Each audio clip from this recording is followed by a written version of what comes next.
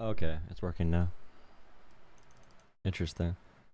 Yeah, I guess early. I don't know what I'm gonna do.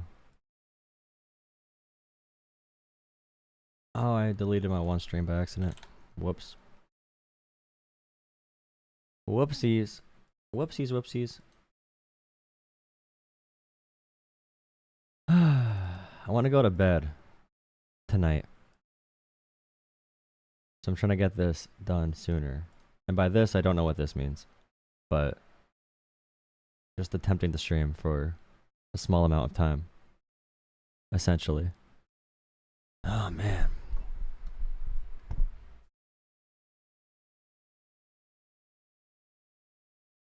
Every single trial, or every single hearing for the confirmations, the cabinet is exhausting.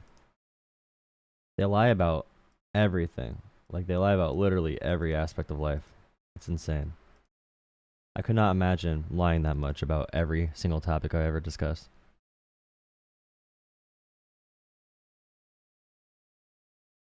Yeah, I know. I've been watching those all day. It's terrible. TikTok question. I mean, they have a bunch of clips here.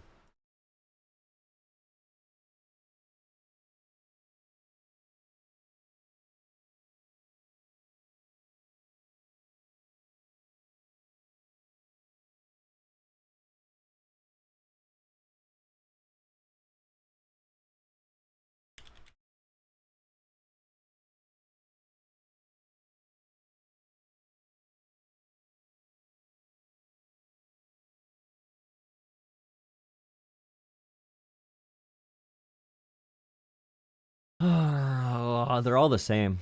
They're all just as bad. It's exhausting. That's the point of it too, is to be exhausting.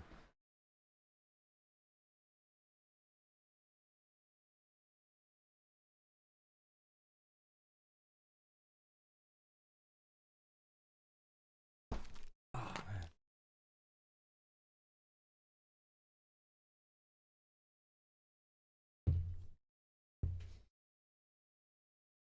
Let me put something in Discord quick.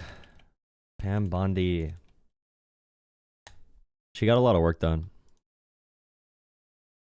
She got a lot of work done. A lot of work. That is not a natural nose bridge. And these are not natural cheekbones. And the forehead is, you can see the eyebrows are raised from the skin being pulled back up there to this area. The lashes are insane. The fake lashes are actually, like, insane.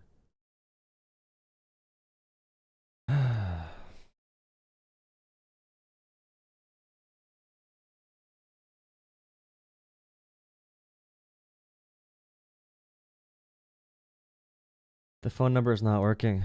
Well, I have 10 people watching. I usually don't expect phone numbers to be calling me when I have 10 people on here.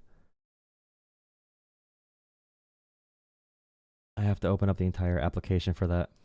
Because usually it's hard to find anyone to call, so.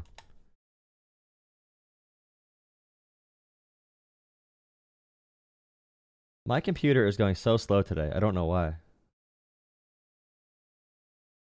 Like, nothing's loading. I might have to reset. This is actually insanely bad.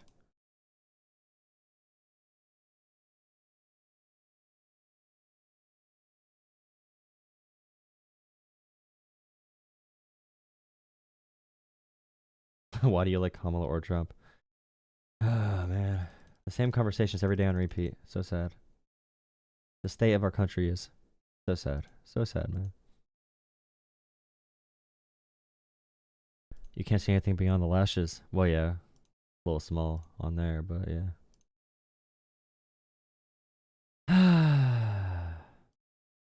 Thank you very much, Mr. Chairman.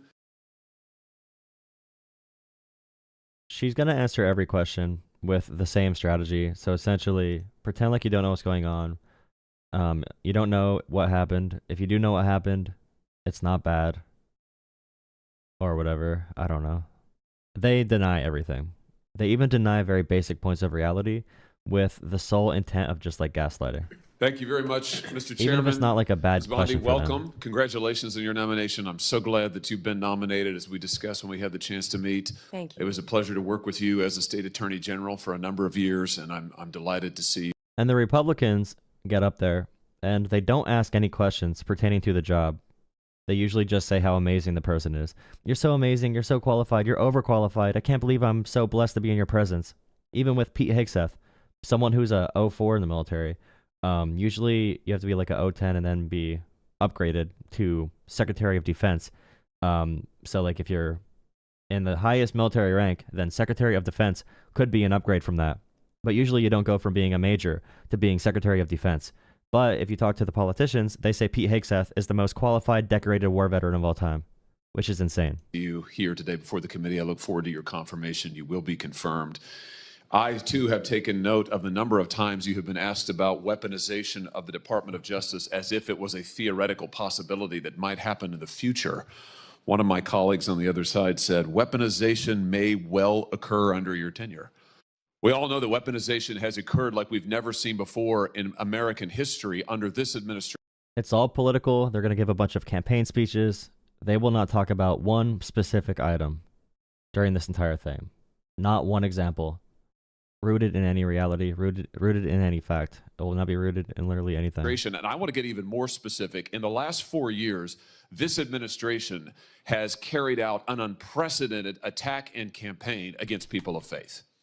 If you look at the numbers, we've never seen anything like it before in American history. It has been one of the most disgraceful chapters in the history of the Justice Department and in the history of the FBI.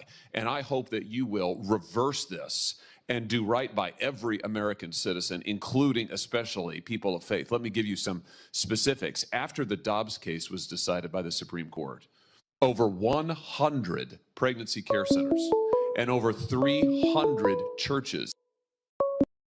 Huh? I told him to turn it on. Hello? He's getting. Okay. Nice. Okay, we're shutting that off. In the specifics, after the Dobbs case was decided by the Supreme Court, over 100 pregnancy care centers and over 300 churches in this country were attacked, vandalized, firebombed. Do you happen to know off the top of your head how many prosecutions Merrick Garland's Justice Department brought in those cases? Wait, how many churches were firebombed and vandalized after Dobbs? Do you happen to know off the top of your head how many Did you say 300? Supreme Court?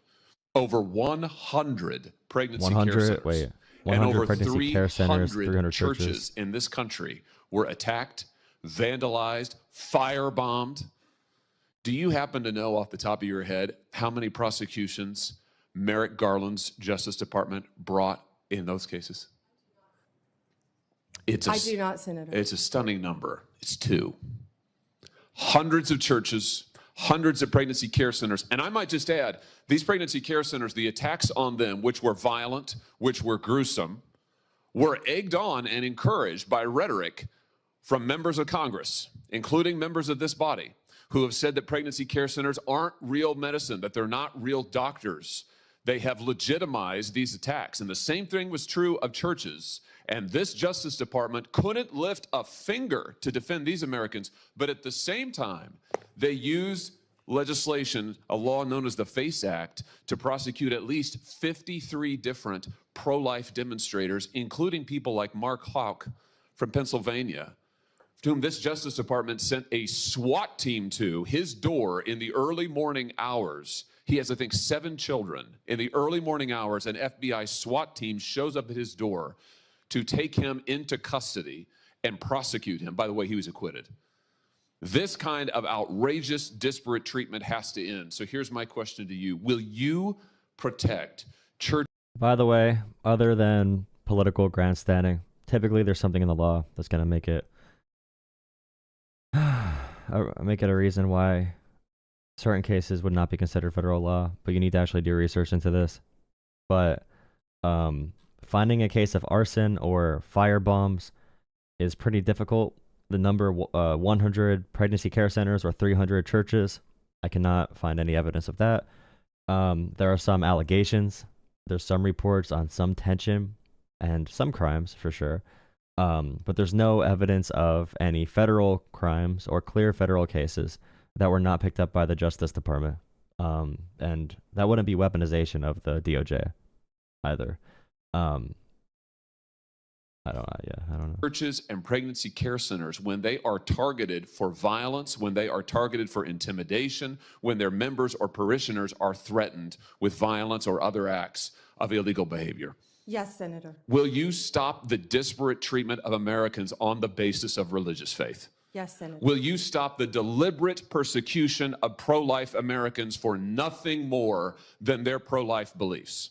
And also, the firebombing cases you can find were of, like, Planned Parenthood's actual firebombs. But they're kind of lying about the nuances here a lot. There's been hacking of Planned Parenthood data, hacking of data to find out names of women that got abortions. So when it comes to political persecution, that's an issue. Or religious persecution in America. There's zero evidence of the DOJ persecuting based on religion. And it's really just something to get people mad and make them feel chaotic about it. Feel the chaos. Yes, Senator. Will you ensure that nothing like the Mark Houck case happens again, that Americans do not have SWAT teams arriving on their front doors with armed weapons to terrorize their children and their spouses, only in the end, of course, to have the case lost because there was nothing to it? Will you put an end? What case was this? Front doors with armed weapons. Front doors of where with armed weapons? Yes, Senator. Will you ensure that nothing like the Mark Houck case happens again, that Americans do not have SWAT teams arriving on their front doors with armed weapons to terrorize their children and their spouses, only in the end, of course, to have the case lost because there was nothing to it? Will you put an end to that kind of deliberate intimidation of the good American citizens on the basis of their religious beliefs? Yes, Senator. I'm glad to hear you say that because we need it. We need it. Ms. Bondi, we need a new chapter at the Justice Department, and we need it quickly. And I'm glad you're committed to it. Now, I also have heard you've been asked about your comment that you thought that in some cases we need to investigate the investigators, the ones who were bad. You know, I have to say I'm glad to hear you stand by that. We need to do that. You need to do that. And I'll give you another example. I'm sure you've read about this memo, which I now hold in my hands. This memo that was developed by the FBI field office in Richmond, Virginia, 23rd January.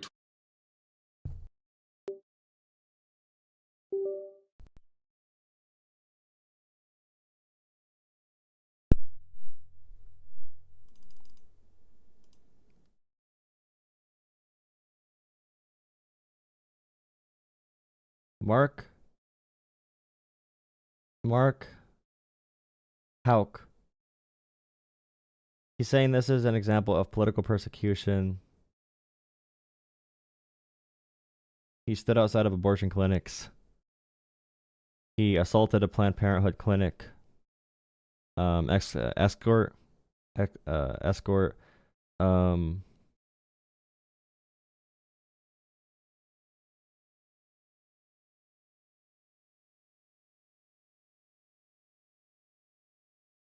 Got raided. So where was the federal persecution here? Of religious faith.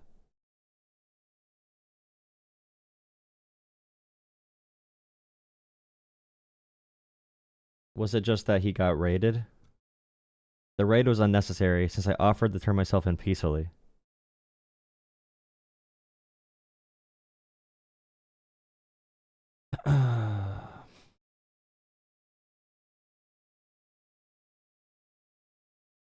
He said his kids and wife suffer from PTSD from the raid.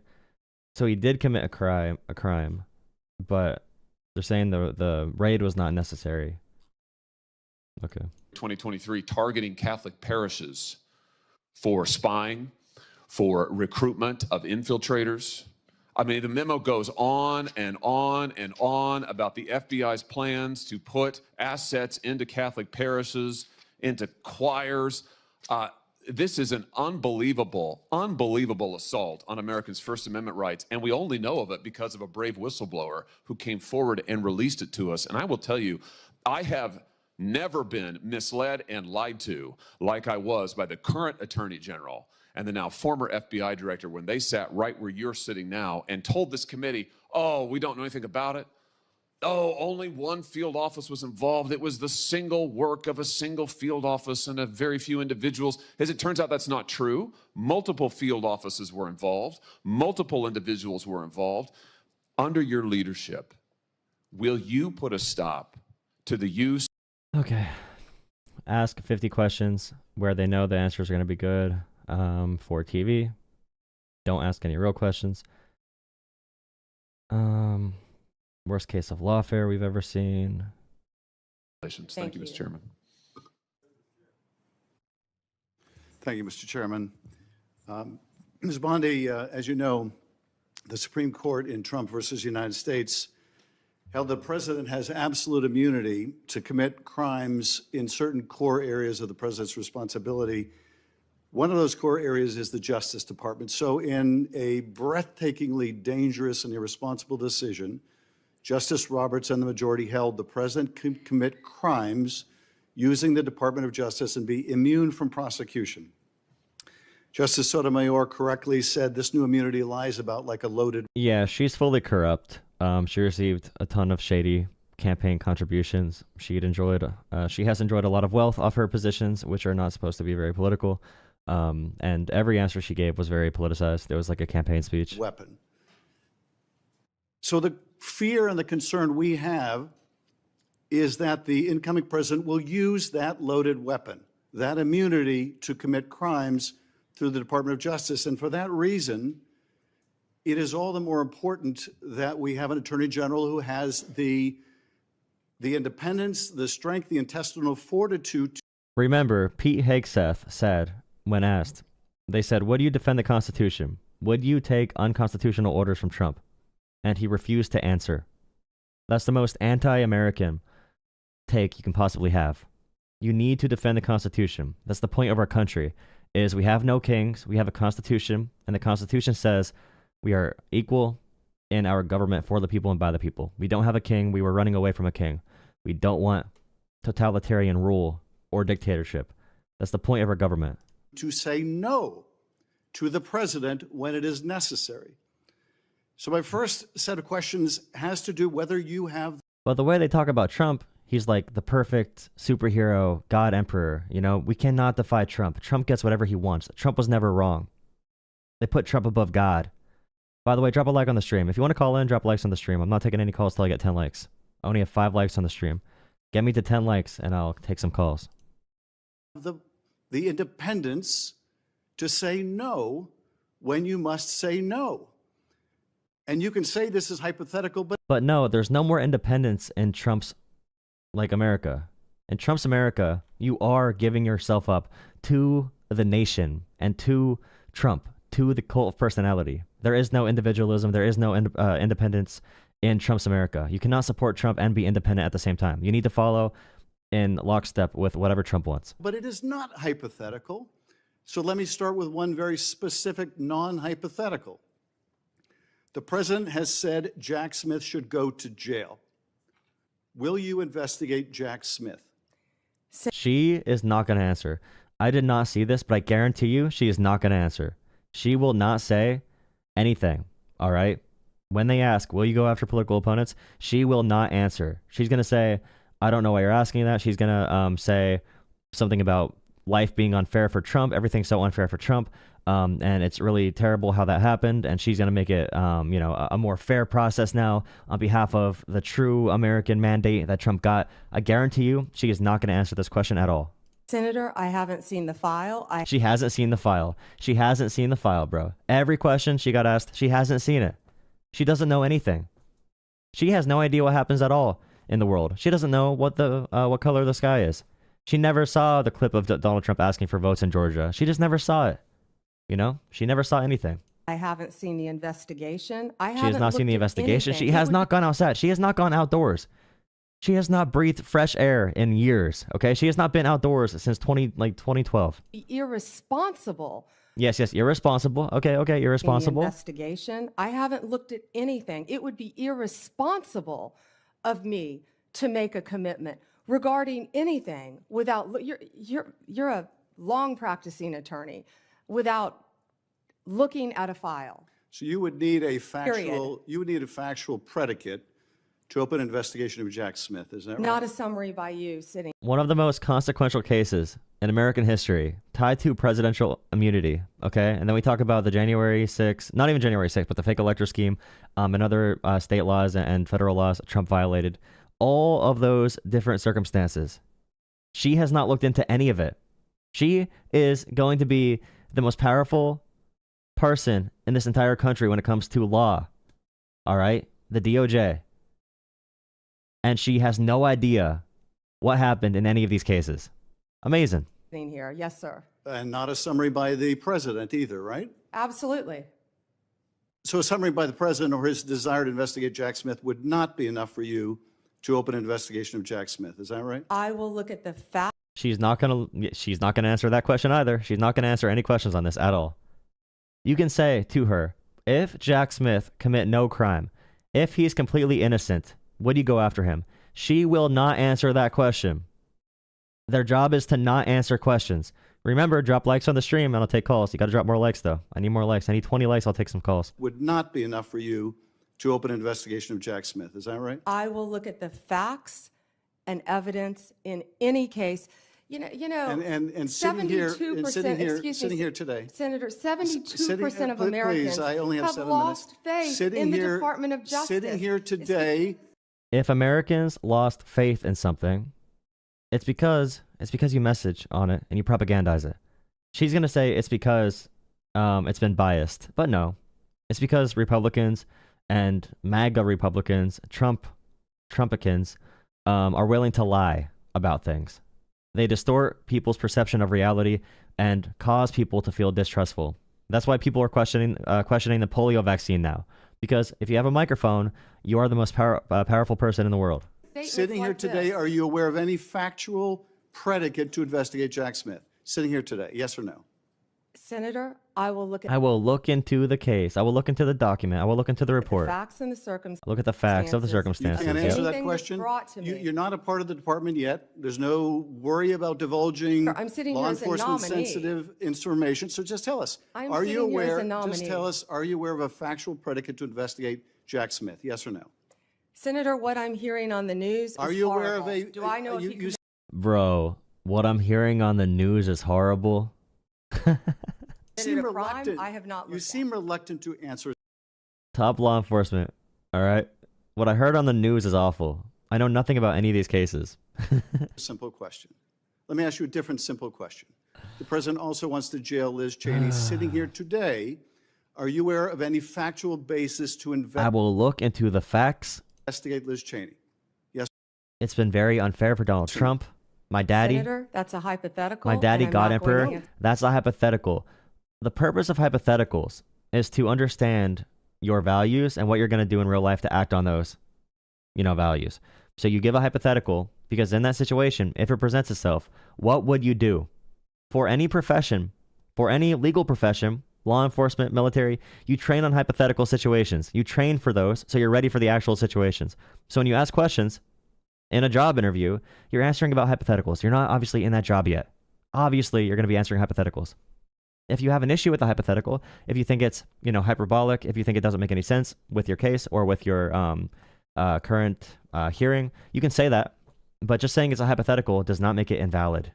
You're weak and you're pathetic and you're scared to answer. No, it's not hypothetical. I'm asking you, sitting here today, whether you are aware of a factual predicate to investigate Imagine doing a job interview and you're like, that's a hypothetical. I'm not going to answer that question because Liz Cheney. Senator, no one Based has on what asked you me know. to investigate Liz Cheney. That is a The hypothetical. president has called for it publicly. You are aware of that, aren't you? they think you're so dumb. MAGA, they think you're stupid. They think you're stupid. She thinks you're stupid. Don't prove them right. No one has asked me to investigate. But the president Liz. has We're called- also the worried about president- Liz Cheney, the Senator. president has You know what called we for should this- be worried about? the weaponization towards Donald Bondi, Trump of please the answer my DOJ. California right now You is are through aware- the roof. California. Your My- robberies Ms. are Bondi, 87% my higher question- than the my national question is average. this. Yes, let's talk about robberies in California. Yes. That's what I That want That you definitely to ties to this understand, case. You know why she's saying that? Because she knows that MAGA will hear California and robberies and be like, oh my god, good point, dude, good point, and they'll forget about everything else. Because controlling you guys is like using a laser pointer to control a cat. Do you have the If I'm power to confirmed say as no to the Attorney president? General. And what you're suggesting today by your non By the way, the answer needs to be yes. You do have the answer, or you do have the potential, you do have the ability to say no to the president. If something is unconstitutional, you should be saying no to the president. Yes, that's it. That's an easy answer. answer is you don't have the independence to say no to the president. So let me ask you a different question. It also requires you, if you're going to be a good attorney general, to be able to tell hard truths to the president. So my questions now are, can you tell hard truths to the president? So let me start with an easy truth that you can. When they say hard truth, they just mean popular statement. They don't talk about truth. They say truth as a branding mechanism when they don't have an actual point to say. When they say I speak truth to the American people, it's branding. They don't have a point. They wear a brand of truth. Truth Social. No one needs to tell you they are saying the truth if they're actually telling you the truth. The only mechanism of saying I'm a truth speaker, bro. I speak truth to power. Speak your truth. Speak that truth. Explain your truth. Don't try to convince me that you're convincing. Actually be convincing. In a real logical level. Drop a like on the stream. You only have 22 likes because we have a lot of trolls in here. Make sure you drop a like on the stream. I'll take some calls soon. Drop some likes, hit subscribe. Thank you for joining me. You could speak to the president. Can you tell him that Donald Trump lost the 2020 election? Can you say that? Do you have the independence to say that? Do you have the gravitas, the stature, the intestinal fortitude to say, Donald Trump, you lost the 2020 election? Can you tell us that here today? She's going to say, okay, this is a very common response. I guarantee you. She's going to say, Joe Biden is president, but some really weird stuff happened. Let's see if I'm right. Senator, what I can tell you is I will never play politics. You're trying to engage me in a gotcha. I No, I'm won't just do it. asking you a simple I question. won't play If you can politics. speak She won't with play any politics, ongoing bro. So let me ask you investigation, another. like you did, let me leaking your ask you- colleague. She brought up Donald Trump's electoral votes like 15 times during this hearing, by the way. And she's bringing up political examples from California. She's making, and that's the strategy. You say, I'm not going to play politics, and she's going to go right into playing politics because she's going to avoid the questions about her actual job that she's appointed for. She's going to avoid any questions about that, and she's going to play politics right now.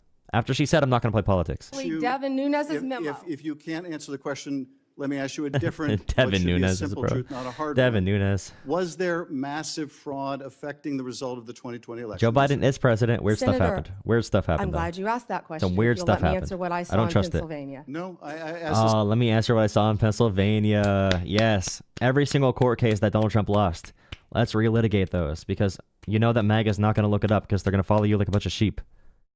Great. Question about massive fraud. I can only tell you what I saw in Pennsylvania. I know you want to answer a different question, but my question is, can you tell us whether there was massive fraud affecting the results of the 2020 election? Yes or no? Was there I or can was there tell not? you what I saw when I went That's as an not my, advocate that's to not the my campaign. question. So you can't answer that question. You can't speak that even easy truth to us, let alone to the president. So let me ask you a different question. It will also be important that you give good advice to the president. Are you prepared to advise the president not to pardon people who beat police officers? Senator, as I said, I will look at the case. I will look at the facts. I don't even know what you're talking about, dude. I was not alive during January 6th. She was not alive during January 6th. Why would she answer that question? How can she answer it? She's just a baby, all right? She's a very young baby who looks like a... How old is she? How old is Pam Bondi? She is 59 years old, all right? She's a 59-year-old woman who's gotten a lot of work done, but she was just born. She was just born, dude. How would she know about any of these cases? the pardons are at the direction of the president. We will look and we will advise. I will look at every case on a case. so you Let me look at- finish. On a case-by-case basis. Okay. Thank you so much for the $2, unbased contrarian. Bro, your streams are popping off. What, WTF? Good shit. Thank you. Thank you. I really appreciate that super chat. Make sure you drop a like and subscribe. Call the phone line. Join the Discord if you want to call in. Discord's better. But yeah, hit subscribe, drop a like. Channel memberships are $3 a month if you want to support this channel. $3 a month for channel memberships. Really appreciate it. Thank you. Okay, good. And I abhor violence to police officers. Follow up with that. So will it Well, Donald Trump described violence to police officers on January 6th as us, meaning the rioters, and them, meaning the police officers. Because Trump said no one died on January 6th except us. They didn't die. We died. They killed Ashley Babbitt. That's what Trump said multiple times.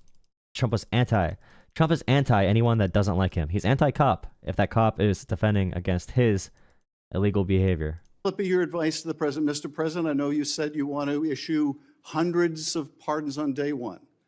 Will it be your advice to the president? No, Mr. President, I need to go over them on a case-by-case. J.D. Vance did say that violent offenders should not be pardoned. So J.D. Vance did say that on a television program. I forget which one, but J.D. Vance did say violent offenders should not be pardoned. Case basis, do not issue blanket pardons. Will that be your advice to the president?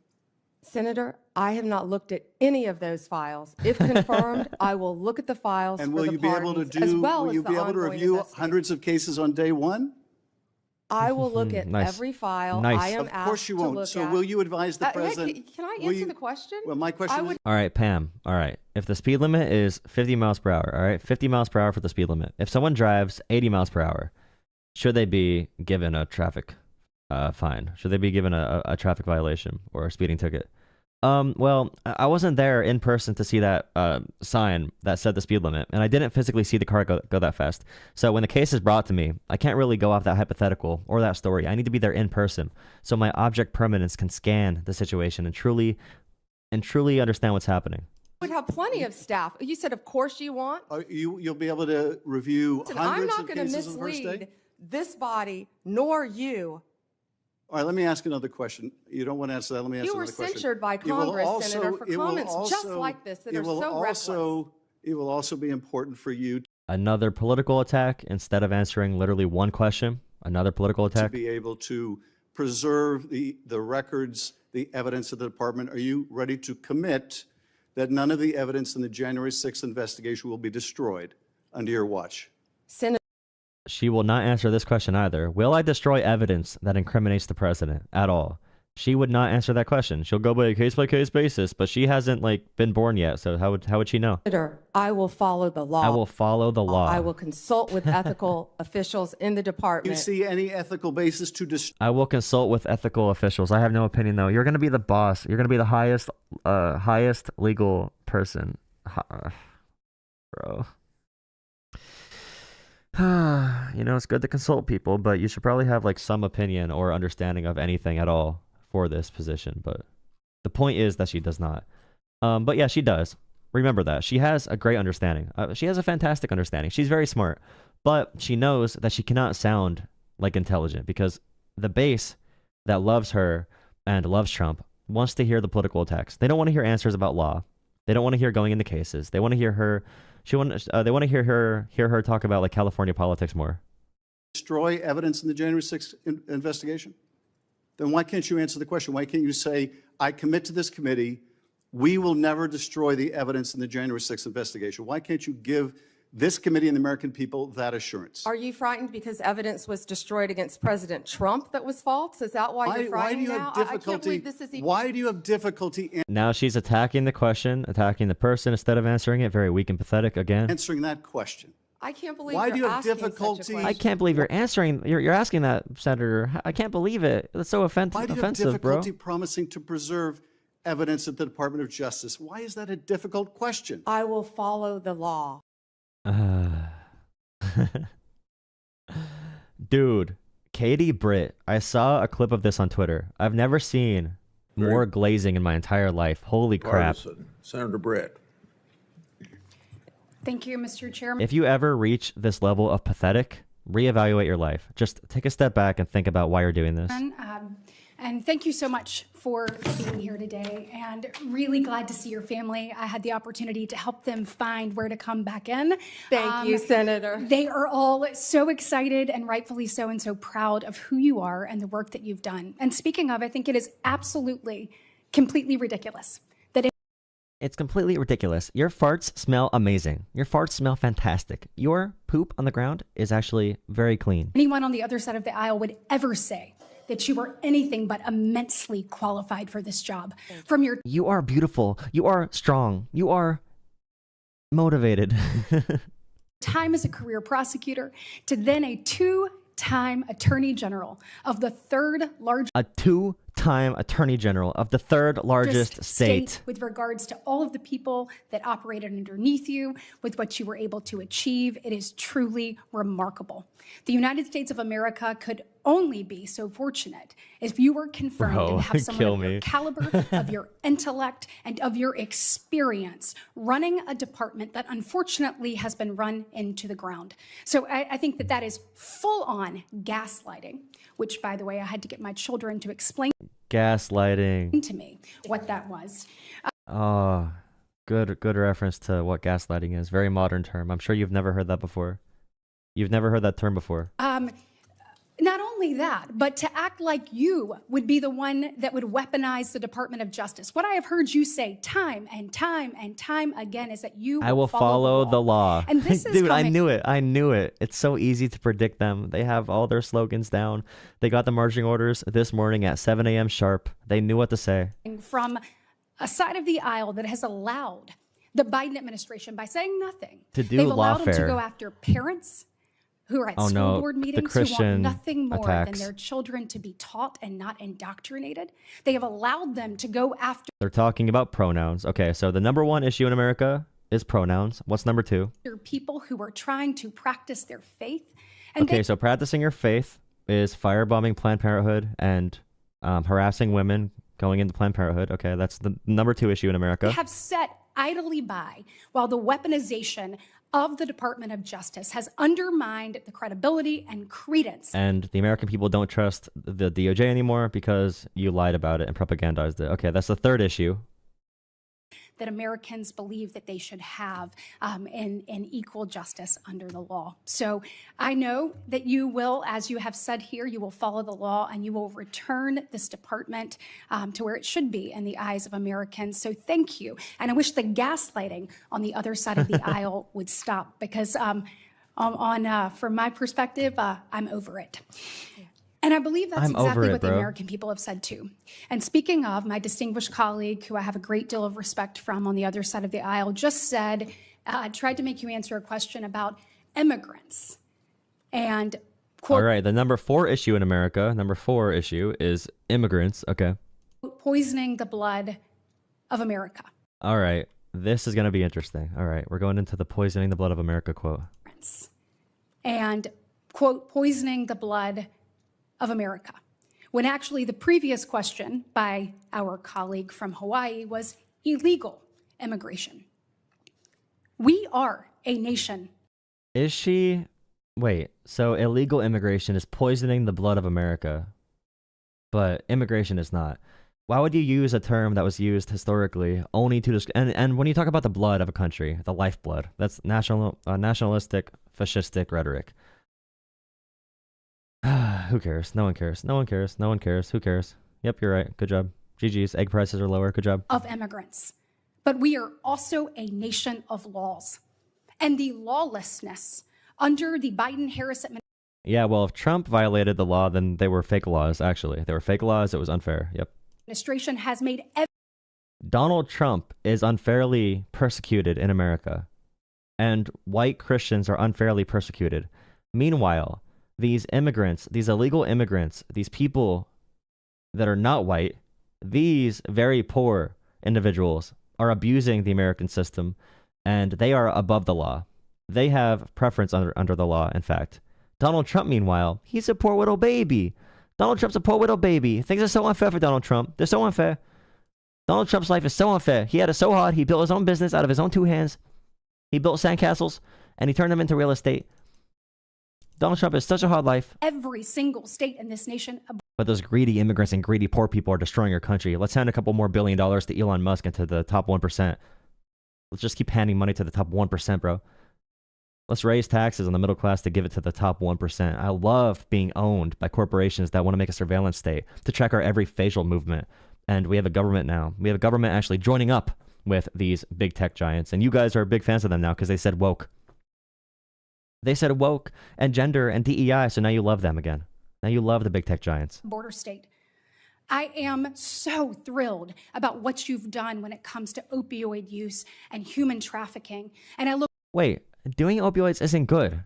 She's really congratulating her. She's congratulating her on opioid use. Don't give her congratulations for that. Give her help. It's not good that Pam Bondi did opioids. Like, why is she saying that? That's so weird. That's so weird. About what you've done when it comes to opioid use and human trafficking. And I look forward to you instituting that at the Department of Justice. Your credentials speak for themselves. When opioid and fentanyl overdoses are the leading cause of death between the ages of 18 and 45 in this nation, we need someone who takes it serious. You not only take that serious, you have a track record of proving to the American people you've done it for the people of Florida, and I look forward to what that means to the families that I have met. You talked about the families you met across Florida that showed you pictures of their loved ones that they lost, their brother, their sister, their cousin, their friend, their mother. And I know that there will be more lives that are saved as a result of. I know to not only get away from the weaponization and wokeness. Are you gonna no weaponization and wokeness, dude?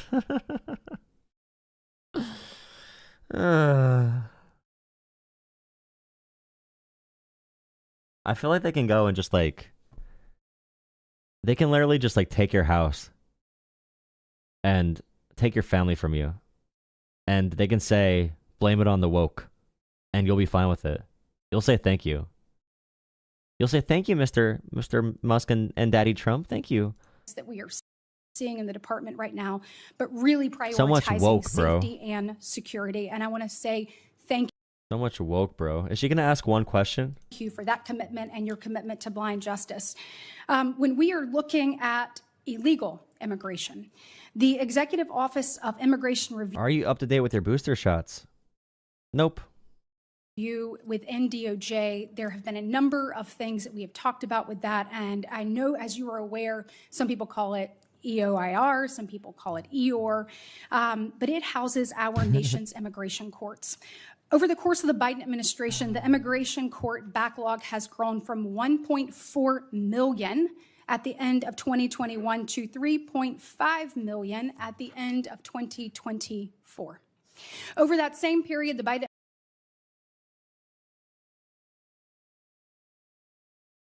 Did Biden give his farewell address? Did that happen today? Did I miss it? Was that a thing that's happening? I don't even know. I just saw that in the recommendations. Did Biden give a farewell address today? I really don't know. Cory Booker. Thank you, and I'm grateful to Senator Britt for bringing that up. It's probably one of the most bipartisan commitments if we're going to fulfill our duties as of the Constitution to give oversight. It's really important that we get timely responses, and I'm grateful for that. I want to jump back right in where we were talking in last is just about the crack and powder cocaine disparities that we discussed in my office. It's something that this committee in a bipartisan way have done a lot on.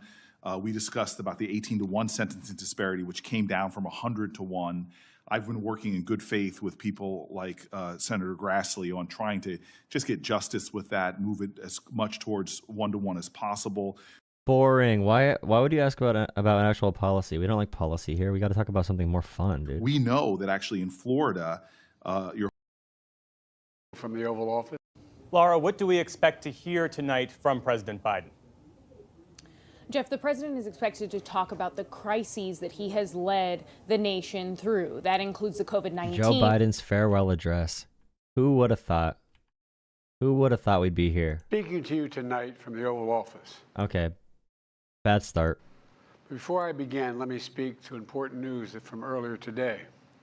After 8 months of nonstop negotiation, my administration, a ceasefire and a hostage deal has been reached by Israel and Hamas, the elements of which I laid out. By the way, Biden's about to say this. He's about to talk about this. But the deal that was done was Biden's deal. It was Biden's deal. There's a decent chance that Trump got a favor for this. The literal demand was Trump wanted this done before the inauguration. It's not a permanent ceasefire. It might last a week or 2 weeks or 3 weeks or 4 weeks. It might not last at all. We don't know. But yeah, Trump wanted this for a optics win, so he can say that he just like did it, although he was not involved at all. Even if Trump took credit for anything, it wasn't Trump. It was Trump's person that was leading the envoy, which is typical from a presidential transition.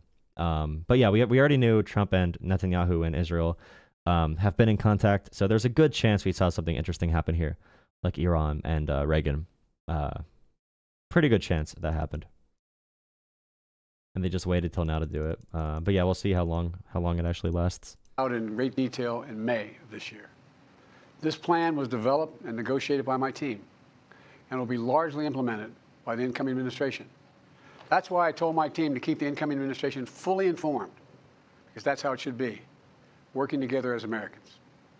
This will be my final address to you from the American people, from the Oval Office, from this desk as president. And I've been thinking a lot about who we are, and maybe more importantly, who we should be. Long ago in New York Harbor, an iron worker installed beam after beam, day after day. He was joined by steel workers, stonemasons, engineers. They built not just a single structure, but a beacon of freedom. Imagine Trump talking about anything in any detail at all. I could not imagine Trump saying these words in a row. Just talking about the actual details of something. Trump would have said, there was a man, a very funny man, who built big beams of steel. They call them steel beams. Nothing was stolen, but we did steal beams. Like, Trump would say something really just... I could not imagine Trump talking in a cogent manner. I got to do some AI, and you got to put Obama's voice on Trump speeches and put Trump's voice on Obama speeches, and it sounds insane. The very idea of America was so big, we felt the entire world needed to see. The Statue of Liberty.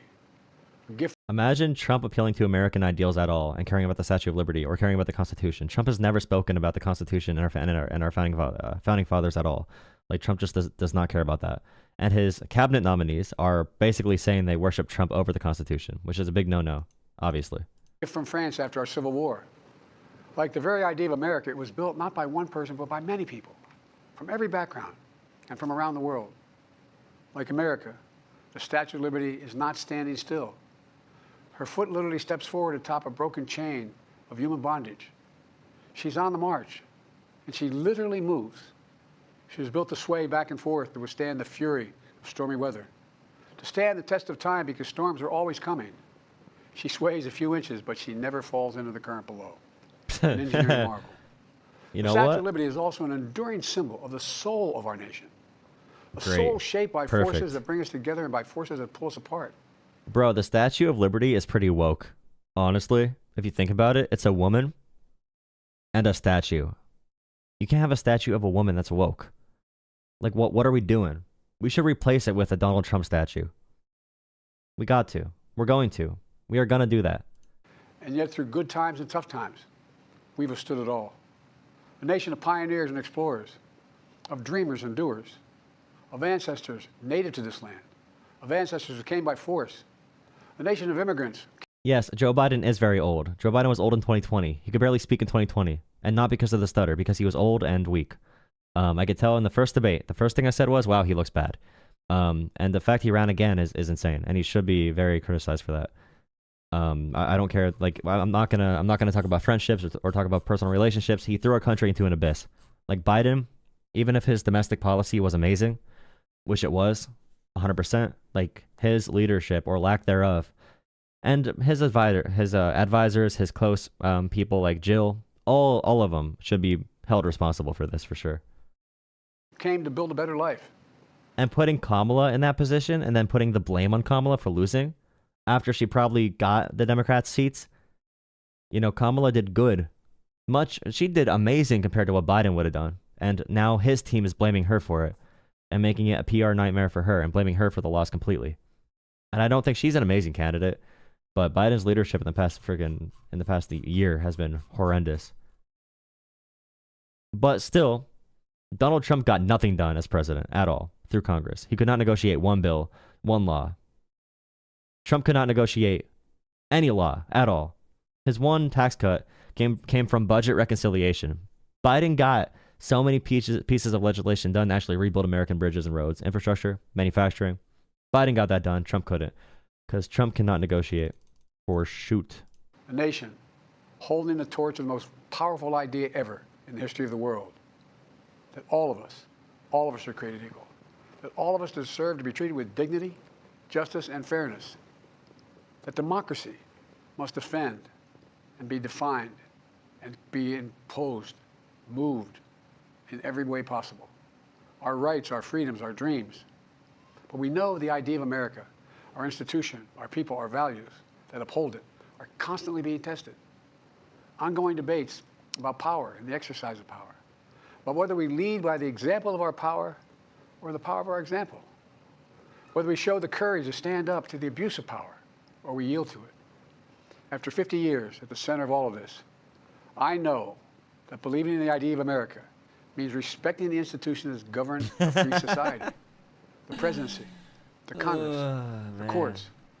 Bro, people don't even respect themselves. They're getting Donald Trump diapers, all right? They're getting they put trash bags on for Halloween because you said something about garbage and they cried about it. They have no self-respect. They don't care.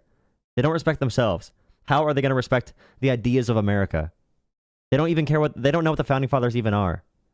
They're just happy the founding fathers weren't weren't founding women or won't. They're just happy the founding fathers weren't founding mothers or whatever. A free and independent press.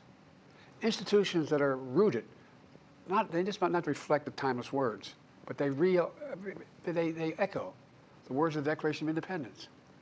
We hold these truths to be self-evident. Rooted in... Yeah, the words are going to echo because the room that the Declaration is in is going to be empty because no one cares anymore about anything this country is founded on. So yeah, the words are going to echo for that reason. All the empty hallways. Words of the Declaration of Independence. We hold these truths to be self-evident. Rooted in the timeless words of the Constitution. We, the people. Our system of separation of powers, checks and balances. It may not be perfect, but it's maintained our democracy for nearly 250 years, longer than any other nation in history that's ever tried such a bold experiment. In the past 4 years, our democracy has held strong. And every day I've kept my commitment to be president for all Americans through one of the toughest periods in our nation's history. I've had a great partner in Vice President Kamala Harris. It's been the honor of my life to see the resilience of essential workers getting us through a once-in-a-century pandemic, the heroism of service members and first responders keeping us safe, the determination of advocates standing up for our rights and our freedoms instead of losing their jobs to an economic crisis that we inherited. All right, I'll take some callers. If someone calls in, I'll take your call. Congratulations. Millions of Americans now have the dignity of work. Millions of entrepreneurs and companies creating new businesses and industries, hiring American workers, using American products. And together, we've launched a new era of American possibilities. All right. I guarantee this is a fake call. Calm down. Call from Jerry Springer. To accept, press 1. To send a voicemail.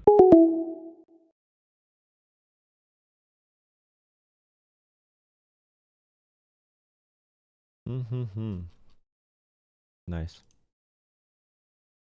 The greatest modernization of infrastructure in our entire history.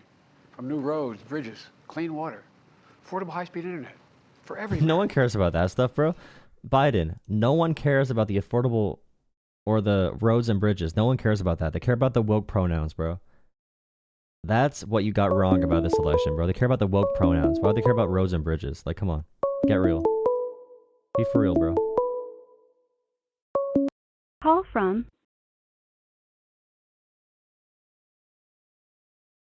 Hello? Howdy, how are you? Cool, what do you want to chat about? Do you have any idea about if, when Trump is president, if there's any chance that you think that he will be impeached or anything? Not if Republicans control the House. If Democrats do, then sure. I mean, there It are depends what he does. Republicans. There are Republicans that also don't like him, and Yeah, but they're changing pretty quick, aren't they? Like, even with the current confirmations, I mean, they'll jump whenever Trump says to. Even the ones that stood up against him a little bit, they got beaten to submission. So I haven't seen any evidence of Republicans with a backbone yet. Yeah. Well, I was just thinking about that. Just thought I'd ask. Yep. Is that all you wanted to ask? I mean, I could see it happening. But I mean, if things get really bad in America, I'm not really sure what the public is going to support, because if all the social media companies are controlled by like Trump billionaires, then it might be just totally a screwed situation. Well, I mean, wasn't he impeached twice? Yeah, but And nothing really previous? came out of it because he's Teflon Don, and no one cares about anything at all unless if it affects them directly. So I mean, things need to get bad enough. He needs to do something that affects Americans so hard that they have no choice but to hold him accountable. That's how bad it needs to be. I wonder what that will take. Because when he A was lot. president last time, they had enough votes to impeach him twice. I guess, not entirely, out of the presidency, but just the fact that he's even more crazy than he was the first time. I'm just been thinking, like, I'm hoping. Actually, no, I'm not hoping he does something so that he gets impeached, because I don't want him to do anything crazy, but he's going to. Yeah, I mean, we're in a pretty bad position.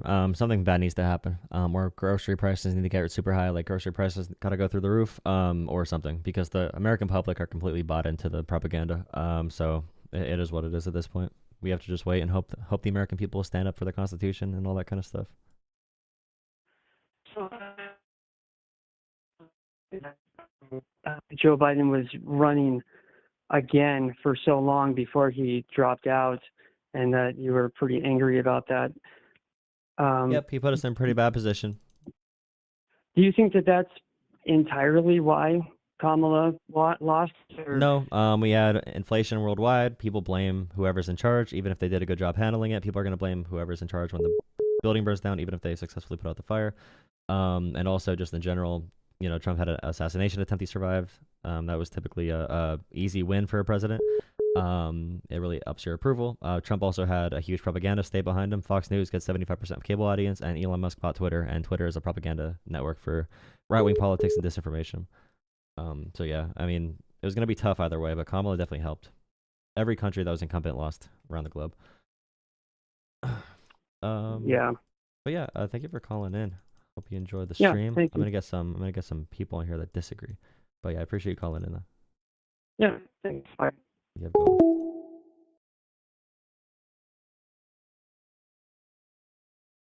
Oh my goodness. Oh my god. Ah! Call from Oh, nice. That's good. Hello. Hello, you're on the line if you can hear me. Never mind. All right, well, try again. How's everyone doing tonight, this morning? Yeah, with a backbone, of course.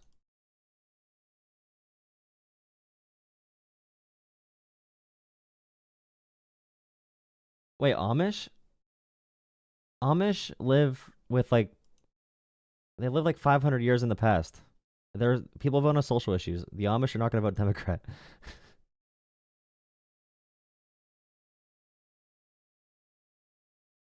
Hello? Yeah, I can hear you all right. What's up? All right. So you said that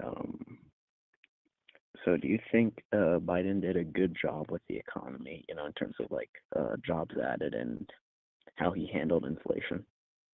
Objectively, if we compare it to pre-COVID, it was going to be tough, but compared to other countries globally, we had the best return with jobs and real wage increase.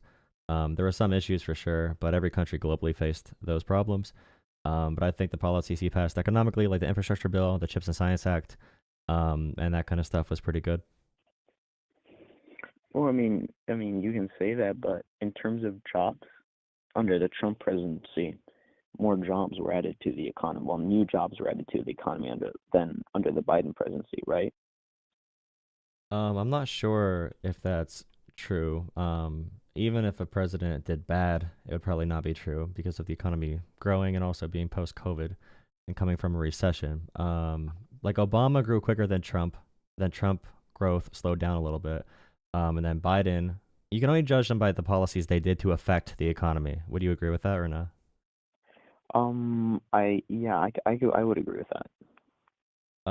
So I would usually ask someone like, what policies did these presidents do? So I think like Obama's stimulus package after 2008 and some of the reforms they made were pretty good. Obama had great growth in his final 3 years. Trump came in office, did the tax cuts. Our growth actually slowed a little bit for a couple years. As far as like GDP, jobs remained pretty stable. Trump renegotiated NAFTA into the USMCA. And then COVID happened. Then Biden came in, and I think Biden's policies were fine. And the other stuff is just like global stuff that you really don't have much control over as far as prices go. Well, yeah, I would agree with that. And I think when judging presidents, especially if there's a financial crisis, which wasn't their fault, obviously, I think for Bush, I think his policies did lead to the Great Recession. But a lot of the stats, especially in terms of like the slowing economic growth for Trump, you could, if you just eliminate the last year of his presidency, which was affected by COVID, he actually had really great job numbers. For example, manufacturing jobs increased. The rate of growth was higher under Trump than Obama, you know, and the unemployment rate was also lower under Trump than Obama. From what I know, Biden had more manufacturing jobs in totality when it comes to not only jobs added, but also jobs that are going to be added this year and next year.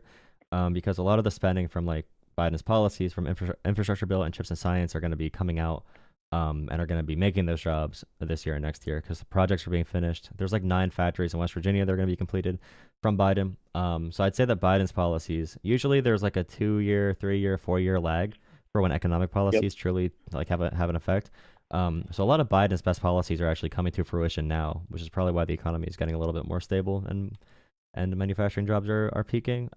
So I'd say, yeah, I'd have to know like during Trump's presidency, the economy was growing, like we were hitting marks that were very high leading up to Trump, and that continued through Trump, and he didn't change anything except the tax cuts, which pretty much just made our deficit go higher. After Obama got it down to $500 billion of a deficit for his final year. So I don't think the tax cuts really served the function. I haven't seen anything really convincing. But yeah, I don't think Trump did anything to ruin the economy, but it was already fine when he came into office. Do you think the tax cuts overall benefited Americans?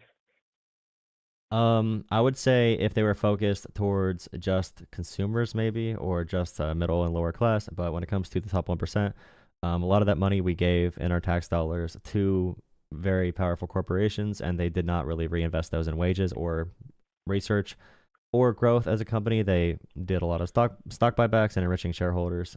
So I mean, if they did a tax cut, which Obama did a tax cut, which taxed the top 1% more, anyone making above $400,000, and everyone making, middle class or working class wages. That was Obama's approach, to raise the super high earners and lower the middle and lower class, which is something I would have preferred. But 83% of the total dollars went to the 1% for Trump's tax cuts.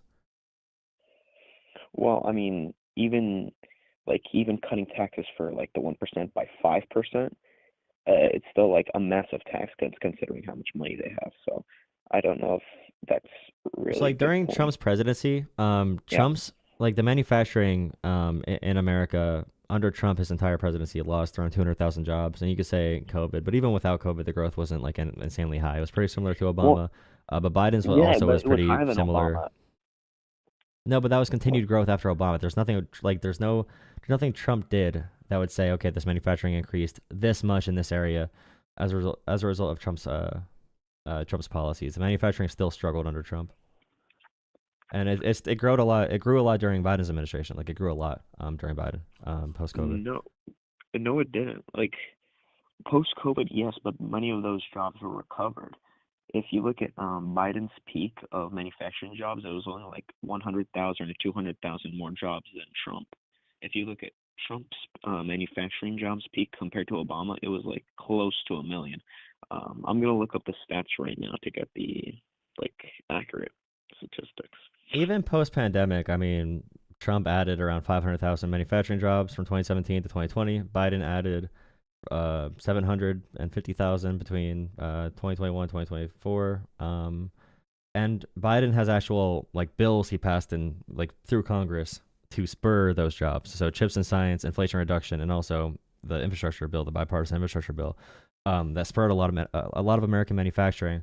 And Trump and Biden both did tariffs on China, but I'd argue that Trump had a better, or that Biden had a better approach with the tariffs because he funded American manufacturing on the other end with similar products. So I mean, Biden has bills we can go back to during a struggling economy, hyperinflation.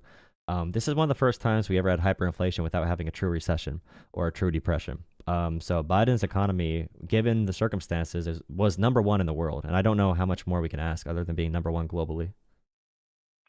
Well, the thing is, I think the Trump tariffs, like, okay, I have the statistics right now. Between the 1st of January, between January 2017 up until January 2020, right before COVID, under the Trump presidency, it was around 700,000 jobs added to the economy. Now, if you look between when January 2022, basically at the end of COVID, to right now, January 2024, the amount of jobs added was basically what I said, over 200,000. Much of Joe Biden's manufacturing job growth was just the recovery of COVID. No, that's not true, though, because the key number is in February of 2020, before COVID, Trump had around 12.9 million manufacturing jobs. Biden is leaving with 13.7 million manufacturing jobs. So pre-COVID, February, Trump had 12.9 million, and now Biden has around 13.7 or around there. So Biden saw an increase of 750,000, 800,000 manufacturing jobs still. Even taking into account... I can send you the job data, 1 second. Because the source I see that I'm looking at, which is government, is telling me that under Trump the highest was 12.7, and under Biden the highest was 12.9. We don't have the full report. It's January 2015, or not 2015. It's January 15th, so we don't have the full year completely calculated. Let me see. Let me see what dates this is until. 1 second. Let me see. Even with that into account, though, even with those numbers that you gave me, which is the first thing that comes up on Google. I can send it to you. Wait. No. Total manufacturing, that number's from 2023. That's the 12.9 million numbers from 2023. So 2024 is not even counted in there. So. Well, actually, wait. The one I'm seeing is like from February 2024. So yeah, it's a little outdated. It's like it's over a year outdated. So even with those numbers, Biden added manufacturing jobs on top of Trump that are not recovery, and then with the current numbers after 2024, Biden had a huge increase in manufacturing jobs from Trump's peak before COVID. So Biden did very well with manufacturing jobs. I can't. Can you give me the source? 1 second. You can look at U.S. Bureau of Labor statistics. The articles that you saw from the Economic Innovation Group, I see. No, I'm looking at BLS. And also Federal Reserve of St. Louis.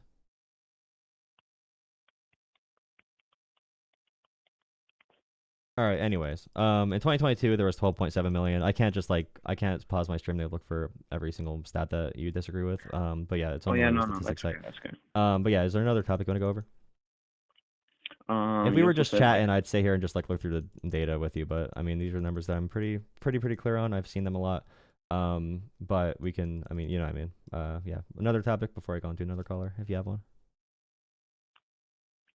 Okay, I can go to another one. On top of the stream, you said that the ruling class overall supports Trump. Yeah, so as far as like total capital that controls the highest number of entities and like monopolies, they are all like on Team Trump right now, and Trump's going to put them on a stage during the inauguration. Well, here's the thing. You can say that, but the thing is, overall, the capital class has always slightly more supported the Republicans than the Democrats because, their conservative fiscal policies, tax cuts. but I think that is starting to reverse. And actually, in most U.S. elections, people making over $100,000 a year usually supported Republicans, and I think this is like the first election year where they slightly supported Democrats over Republicans. Yeah, but that's like middle class $100,000, okay, and upper middle class. I'm talking about the ruling class that owns all of society and our entire economy, like Jeff Bezos, Elon Musk, and Mark Zuckerberg. They like conservative fiscal policy because that means no regulation essentially. And like Mark Zuckerberg is constantly stealing our data. He's been investigated for that. Elon Musk is as well. Elon Musk has relationships with like China, Russia, and Saudi Arabia. Jeff Bezos, I don't know as much about him, but I'm sure he does some weird stuff with their information. So I'm saying the ruling class, the people that own us, that dictate where our economy goes, that have, Elon Musk has $450 billion. Bezos has $230 billion, and Zuckerberg has $200 billion. Bezos and Zuckerberg combined, Elon Musk has more money than both of them. So that's a lot of power. So when I talk about ruling class, I'm saying the most powerful people in society, in human history, the most powerful people in human history, the most corrupt people, the monopolies. Those three men will be on stage with Donald Trump at his inauguration because they support his agenda now, and they know that Trump's not going to regulate them. They might tepidly support Republicans, but in terms of actually giving money, I mean, we saw that Harris had many more billionaire She had donors more than Trump did. contributions for her official campaign, but Trump had more money in super PACs from dark money from billionaires. And Trump also sold those watches that you can only buy with cryptocurrency that was marketed to foreign. I don't even know where it was marketed. Like it was marketed internationally. The fake watches Trump was selling for $100,000. You can only pay with crypto. So Trump did a lot of different shady ways to get his money. But like I said, Trump has the most, the richest people of all time supporting him. Some billionaires, some supported Harris for sure. But they believe in a different model for like the economy. They probably do favor some regulations. But the people that support Trump are by far the richest men in existence. So like George Soros, for example. Are you familiar with like how much George Soros is worth? With like net worth? I don't know much about him, no. So he is worth like $4 or $5 billion. Compare that to Elon Musk worth $450 billion. And the right wing still complains about George Soros and they love Elon Musk. So it seems like they're okay with that corruption if it's on their side. In my opinion, I think money should be out of politics in general. But the bigger money is typically with the right wing. And if you talk about like middle upper class, then sure, that population can be more liberal now. But that's usually because they are, they have higher education attainment. They care more about things like decorum and institutions than a lot of other voters would. So a lot of those moderate Republicans from that demographic are going to the Democrats now because they care about the Constitution and stuff like that. Okay. Well, yeah, I can see that. I do think it's still mixed, though. I mean, how much is Mark Cuban worth? He's worth a lot of money. And I think he's worth like $5 or $6 billion. Mark Cuban net worth. I actually don't know. Yeah, he's worth $5.7 billion. So Mark Cuban plus George Soros times 40 would be close to Elon Musk, maybe. I think overall billionaires, like it doesn't matter if there's a Democrat or Republican or power, they're still going to be very rich. I think the determining factor to who they support is like the overall climate. Like Mark Zuckerberg used to be pro-Democrat, now he's all pro-Republican because America has shifted right and basically their social beliefs. So like if they were already like socially conservative, they're probably going to be pro-Republican, like Elon Musk. Yeah, but do you see Zuckerberg on like Joe Rogan, for example? Yeah. No, I haven't seen him on there. Okay. Well, basically, Mark Zuckerberg talked about getting rid of like the Consumer Financial Protection Bureau, which is just there to limit like corruption from big companies and to protect American consumers. And he just kept saying the words like wokeism the entire time because they kind of like it that they can just say woke over and over again. And the American people now will be okay with them just taking over the government openly. Like I think it's actually gross that Donald Trump during his campaign, and many Trump supporters never heard this, but he literally said, Elon Musk donated money to me. I need to adjust my policy platform now. Like we're going to give him a spot in the White House or a position in government because he gave me a lot of money. And the fact that Bezos, Zuckerberg, and Musk are going to be on the stage or on a stage next to elected officials at the inauguration is insane to me, especially when they talk about deep state bureaucrats as the enemy, when those are like public workers who went to school for this particular agency and they just like do their job. They make them the deep state bureaucrats. Meanwhile, these billionaires, the richest men in human existence, now they're being considered working class or more similar to the common man just because they talk about DEI and that they don't like pronouns anymore. And I think you're right, by the way. I think they do go with whoever's in charge. But also now they're influencing it because Mark Zuckerberg doesn't like it because Democrats are the ones that investigate companies for being monopolies. Democrats are the ones that want to do trust busting. Democrats are the ones that want to raise taxes on the wealthy. Trump wants to do the opposite of all that. So it seems like their business incentives align more with Trump. Yeah, but here's the thing. The difference between probably like Trump or Kamala Harris or Joe Biden is that sure, Trump's policies will benefit the upper classes, but there are a lot of his policies that will benefit the lower classes. Like he cut taxes. Like Kamala Harris's platform was in favor of slightly raising taxes for a lot of those lower. That's not She was in true. favor Her of tax raising plan taxes. was she was in not going favor to of, raise like, any revoking taxes. those tax. She was not going to raise any taxes for anyone making below $400,000. $400,000. She did not ever But propose raising taxes. her official policy platform on her website said she would revoke the Trump tax cuts. Like No, that but would, she wanted raise to taxes do on- the Obama-style tax cuts where you tax the wealthy more, but you still cut taxes for the working and middle class. Yeah, but the thing is, the Trump tax Obama's cuts were tax cuts still are already lower sunset. They're than already gone. Obama's. Like Trump's tax cuts are already gone, by the way. Like they're still in place, and those have already like been they're done. They need to be restarted regardless. They want to revoke the Trump tax cuts for the ultra wealthy because the middle class and working class tax cuts are already gone. The contract ran out, or the time frame. The sunset provision, I think it's called. Oh no, I'd have to look more into that. But yeah, she wanted to make the wealthy pay more money. That's what that meant. She was not going to tax working class Americans more. She said multiple times, but the media never reports on this because it's dumb policy stuff. It's boring policy because Americans don't care about policy that much. But she said multiple times, just like Biden did, no taxes, no tax raises for anyone making less than $400,000.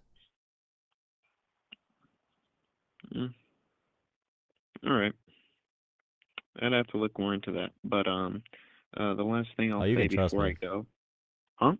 You can trust me. Don't worry. Biden said it, and then Kamala said it like at every rally, and I saw enough of them. So.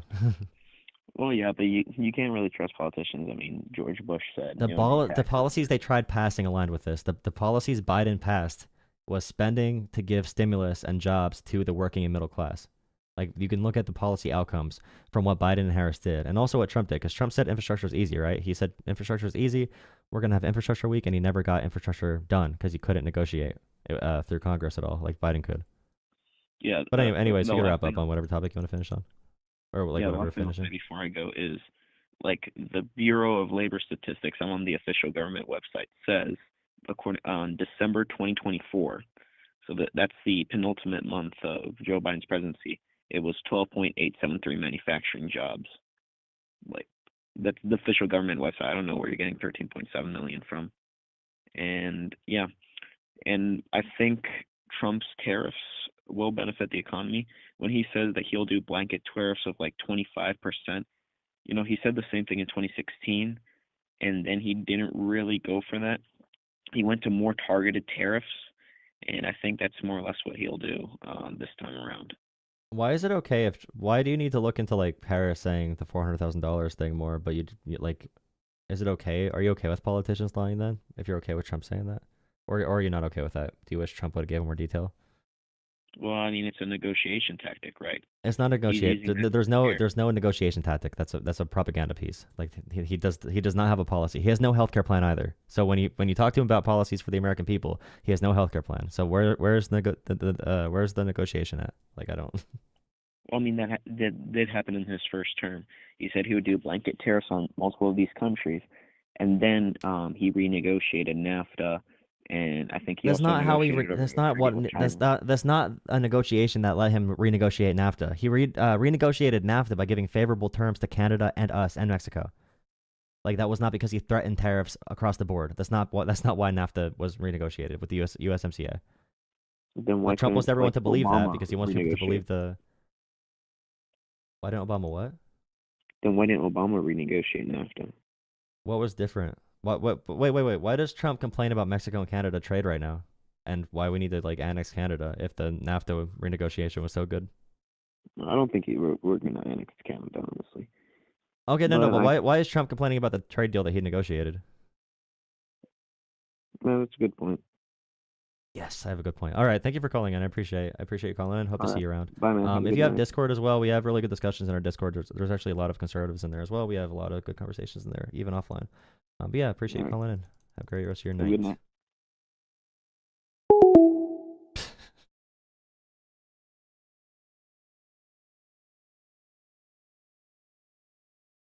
Let me see. Okay.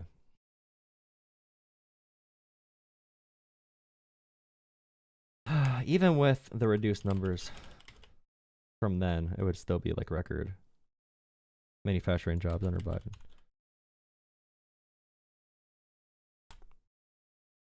Make sure we write that down for the... Write that down from my policy note sheet that I want to keep. My worksheet, whatever you call it. Make sure you drop a like on the stream. Hit subscribe. Thank you for joining me. Really appreciate it. We need 18 more subscribers for 15,000 subs. 18 more subscribers for 15,000 subs. Also, channel memberships are $2.99. $2.99 for channel memberships. It really helps independent media. If you pay for Netflix for $13 a month or $15 a month or $20 a month and Google and Apple and whatever else, please consider becoming a channel member as well. You'll be green in chat and I'll actually read your message, because if you're green, I'll be able to see your message easier. If you become a channel member. Thank you for all the support. I give shout outs every now and then, all that kind of stuff. We're going to make custom emotes eventually. I have not done that yet, but we're going to. Getting ready to take another caller.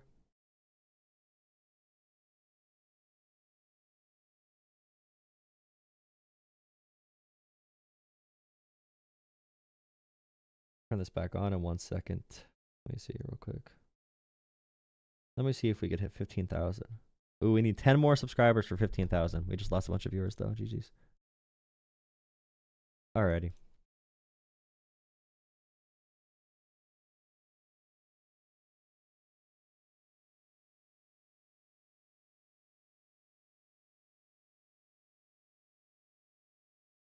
Nah, bro. When Trump lies, dude,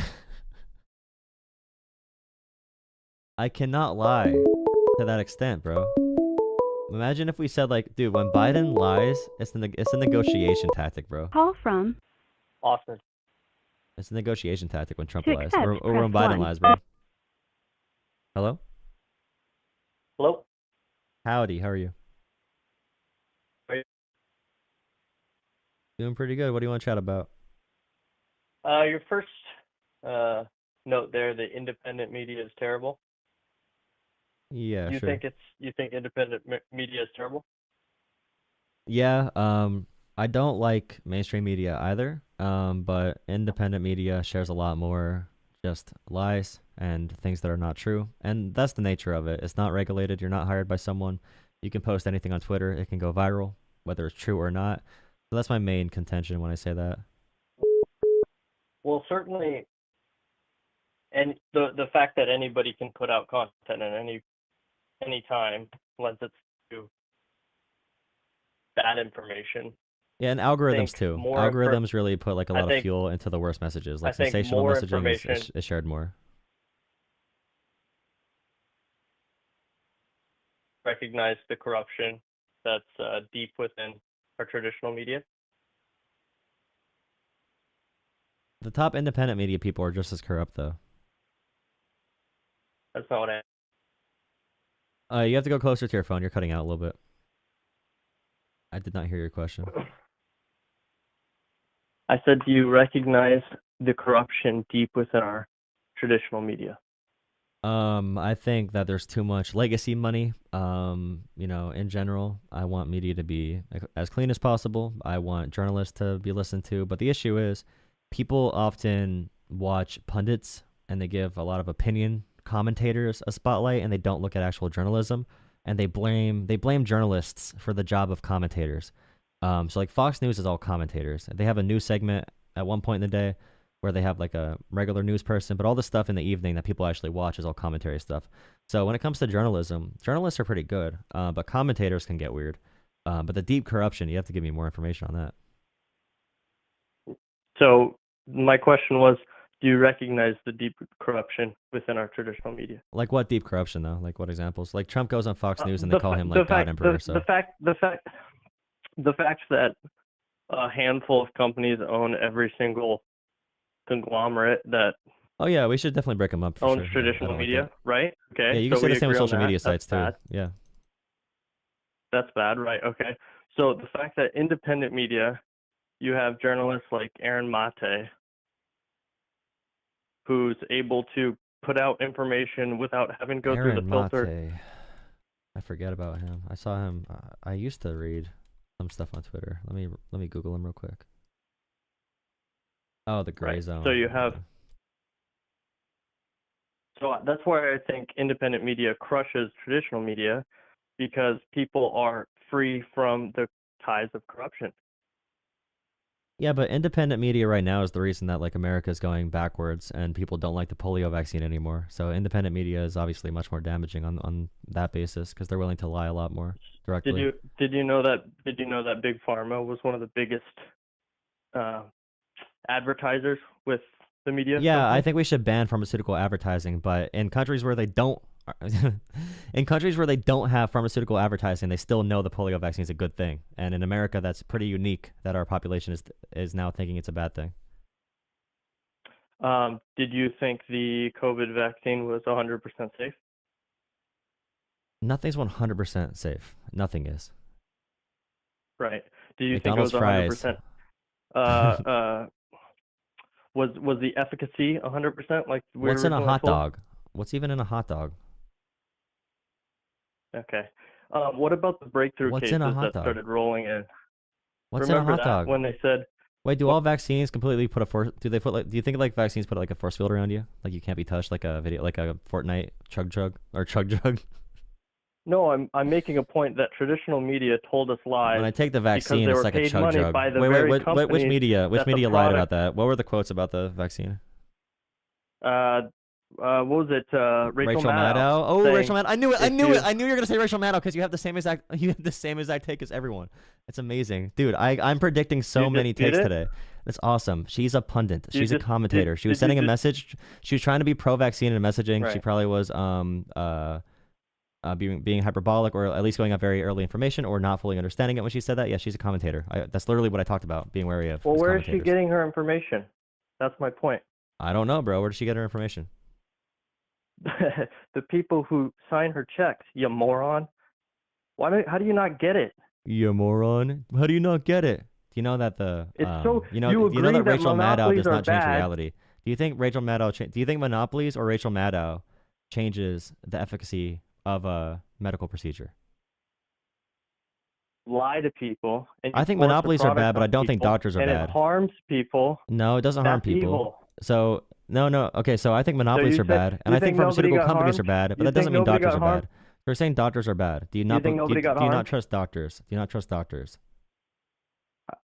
I'm having a harder time after they were lying to me constantly. Was the 2020 You think election no- stolen? Honestly, Was the 2020 election stolen? do you think anybody got harmed by the Was the vaccine? 2020 election stolen or not? I don't know. You don't know? How do you not know? I have no idea. How do you I not know haven't that? looked into that. I've looked into the vaccines. Did anybody get hurt by the vaccines? Wait, where do you look into that from? What website? What website? Yeah, what website did you find that information from? Answer the question. Who told you about that? Do you No, how do you think know? any- How do you know? How do you do know? you How do you think know? How do you know? anybody got- How do you know? How do you know? I'm. What website do? I haven't what do I said go look what up? I know. I don't know. What do I go look I'm up? What do I gotta asking look you up? what you okay, know. no, I'm asking you. Okay, for information. I don't know. I'm a dumb liberal. Tell me where to find the information you want me to know about vaccines. So you. What website? So that's why I'm trying to clarify so we can get to the root of it. No, show me Do like you- your sources. I want to know where you don't like how you know this. I want to know. I'm curious. You haven't even heard my point, and you're freaking out. Well, I knew you were gonna bring up Rachel Maddow. Okay, so like, what do you want me to know right now? I'm asking you a question. Do you really believe no one got hurt from the vaccine? I don't know. How could I know that? Okay. Well, How can I know? based I wasn't on there. people's testimony. Wait, you believe stories from people and anecdotes? Dude, I was like on the Yeah, moon so yesterday. I was there was walking on it, dude. I was moonwalking like Michael Jackson, bro. So there was Keep the kids a out of it. young lady who was in the childhood vaccine trials for Pfizer. Perfectly healthy. Okay, brother, Took the I don't care about a one-off first story. I'm shot. saying like what data sets do you go off of? How do you know on a societal level if something's dangerous or not? This is from the trial period, and the point is, Wait, where's this at? Send me this. Send me this. What do I look up? What do I look up? It's What do I look up? Pfizer. Here. What do I look up? Her first name's Maddie, I think. Maddie? Hold on, I'll Okay, look it up with Maddie. you, brother. Yeah, Pfizer trial. Maddie Perez from Euphoria. There it is. Full measure. Yeah. Maddie Day Garay.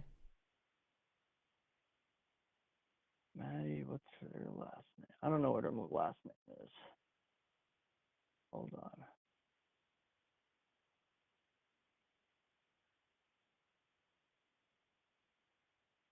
Okay, so the point is she got injured from the vaccine. She's given her statement or testimony. Her mother's given her side of the story too of signing up for Do the vaccines trials cause because autism? they believed in the Pfizer product. They believe in vaccines. Do She got vaccines cause injured from the autism? vaccine. Do vaccines cause autism? They tried to contact Did Pfizer vaccines give me to get autism? some help with Tell the me. medical bill. Tell me right and now. Pfizer ignored them. Did autism Pfizer give me ignored vaccines? them. Did autism give me Did vaccines give me autism? Do vaccines give autism? I'm talking about the COVID vaccine, dude. Why are you freaking out? Do vaccines give autism? I don't know. Do you think? Okay. So like, if I get a vaccine, the media told us listen, that it was brother, perfectly safe. My brother in Christ. Okay, if I get the vaccine and I get hit by oncoming traffic, did the vaccine kill me, or did the car kill me? No. Okay, so when you car talk killed about you. these issues, you need to link causation. Okay, so you need to have a real way to determine if the vaccine A car caused. didn't hit this 15-year-old girl. Okay, can you have a What are you talking vaccine? about, Can you get a dude? vaccine? Can you get a vaccine and have a heart attack after? Yes, of course, dude. Okay, can you have Do you a know what the vaccine? VAERS is? Can Do you you know can what you the get a VAERS is? can you get a Do you know vaccine? what Can VAERS is? you have a heart attack without getting vaccinated? Can you have a heart attack without having any vaccines? With no vaccines, can you have a heart attack? Yes. Okay, so can you hypothetically have a vaccine? Okay, then have a heart attack and have the heart attack not be a result of the vaccine? The point is, the media companies Answer my question. lied Answer to my us. question. Answer my question, Bucko. Can It's you such a get it? Can you stupid be question. vaccinated? It's not a dumb question. This is like basic principles It of is so causality. dumb. If you cannot answer this No, it's question, you so cannot have any dumb. opinions on this. It's a basic. Nope. This is very basic. Can you get a vaccine, have a heart attack, and have that heart attack not be a cause of the vaccine, or Yes, caused by I the already vaccine? said yes. You did not answer that. Okay, so in this case, after the investigations, okay, they found that there was no causation between those two things. Between getting the vaccine and any health issues, there was no causation between anything. No causation between any health issues. You sound Not in the you case. hear Not how in the case that you brought up. ridiculous Not in the that case that you brought up. Not in the case you brought up. You're appealing to emotions right now, brother. I'm talking about real facts. Okay.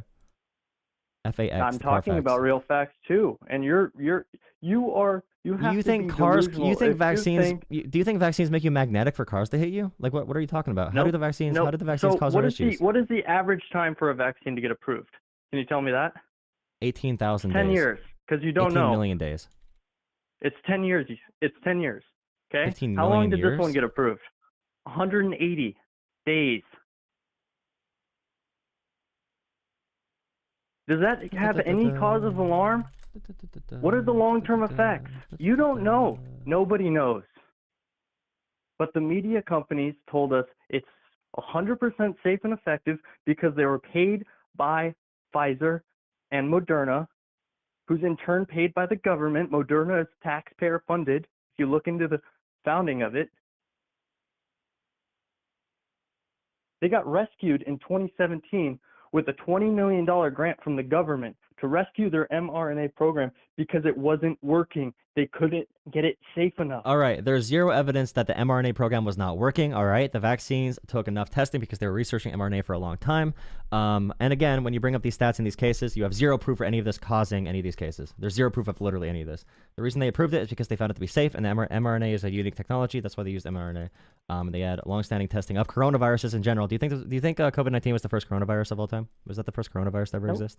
Nope. So would it hypothetically be a similar structure to another vaccine that's for like another COVID or another coronavirus?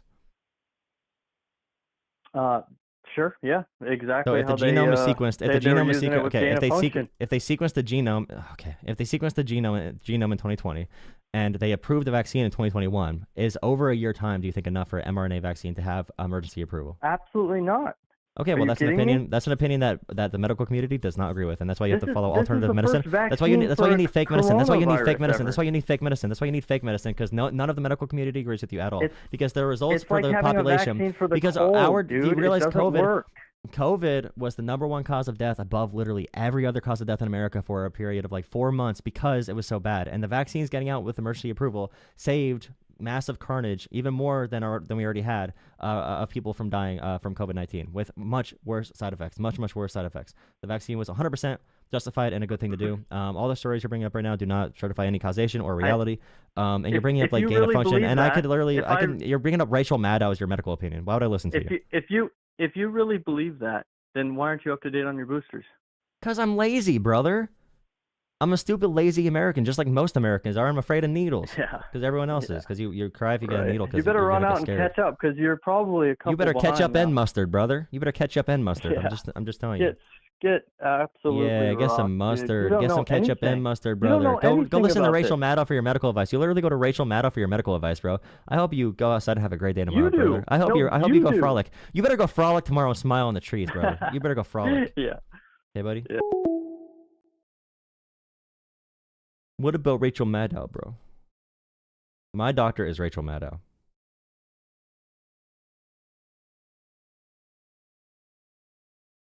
Let's see. Now I gotta take my VOD down. Thanks a lot, Pfizer.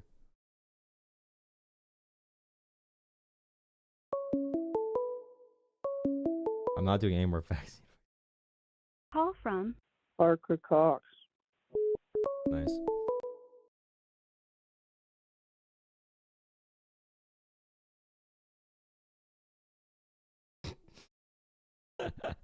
Make sure you drop a like and hit subscribe. Drop a like and hit subscribe. Thank you. Subscribe to the channel. Consider becoming a channel member. Damn, that would have been a decent clip. What about it? Oh, I'm recording this, so I have the clips. So, the Rachel Maddow was fun. Rachel Maddow, dude, I'm predicting all. I feel scared now because I feel like I'm gonna miss a prediction. Like when I'm predicting what someone's gonna say. That's like 2 days in a row. I'm able to just. I know exactly what they watched last night on Twitter. Michael.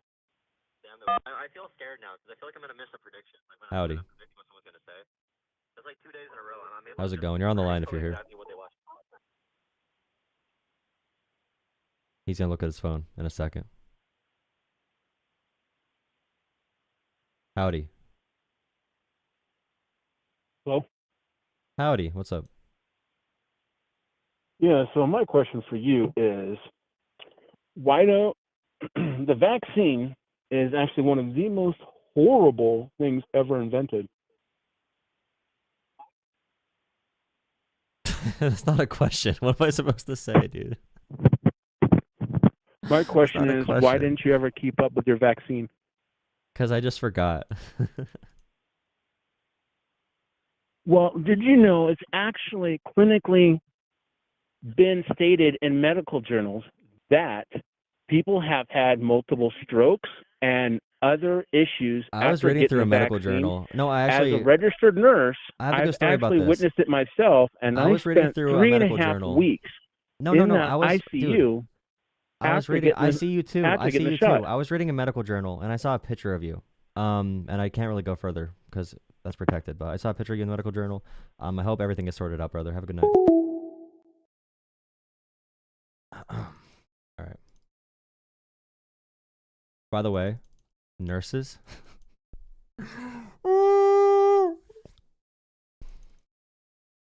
Nurses don't they don't get the training for understanding the formulation or efficacy of vaccines.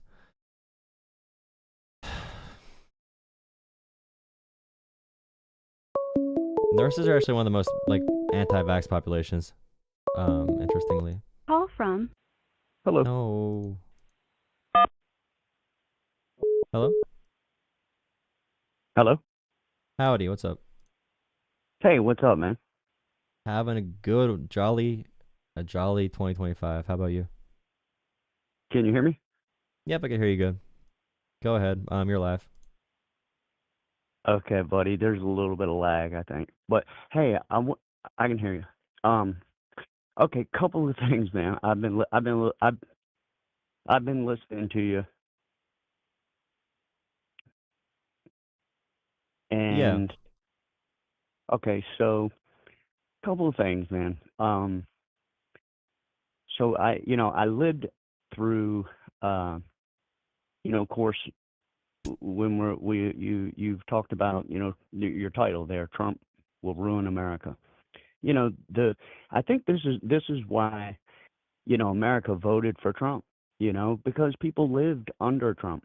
We lived under his presidency, you know. It's not that I think I think he's a buffoon half the time. You lived He under says another stupid man. things. Well, he says dumb stuff. He's not he's not an eloquent speaker, He things like doesn't that. seem to But understand much about the world at all, to be honest. well, let me just say my experience, okay? The Sure. last 2 years, okay, so the last 2 years Trump was in office, right? Okay. Gas, where I was in Alabama at the time. I was working a manufacturing job. I heard you guys talking about manufacturing. I had to laugh a little. But I was working a manufacturing job, and a matter of fact, in that town, there's a lot of manufacturing jobs, and it was not effective whatsoever. For the last 2 years, it was actually great. So neither here nor there. But point being is that during that time, gas was never reached above $2 for 2 years, the last 2 years of Trump's presidency. Okay, which in turn made the economy. That's of course what drove up prices. And I know the left, their their argument is it's global. That's as soon as they go to that. But Yeah, for it is the though. last It two, is. okay, well, the last 2 years of Trump's presidency, okay, it stayed under $2. The first week that Biden was in office, it went over $2 for the first time in 2 years.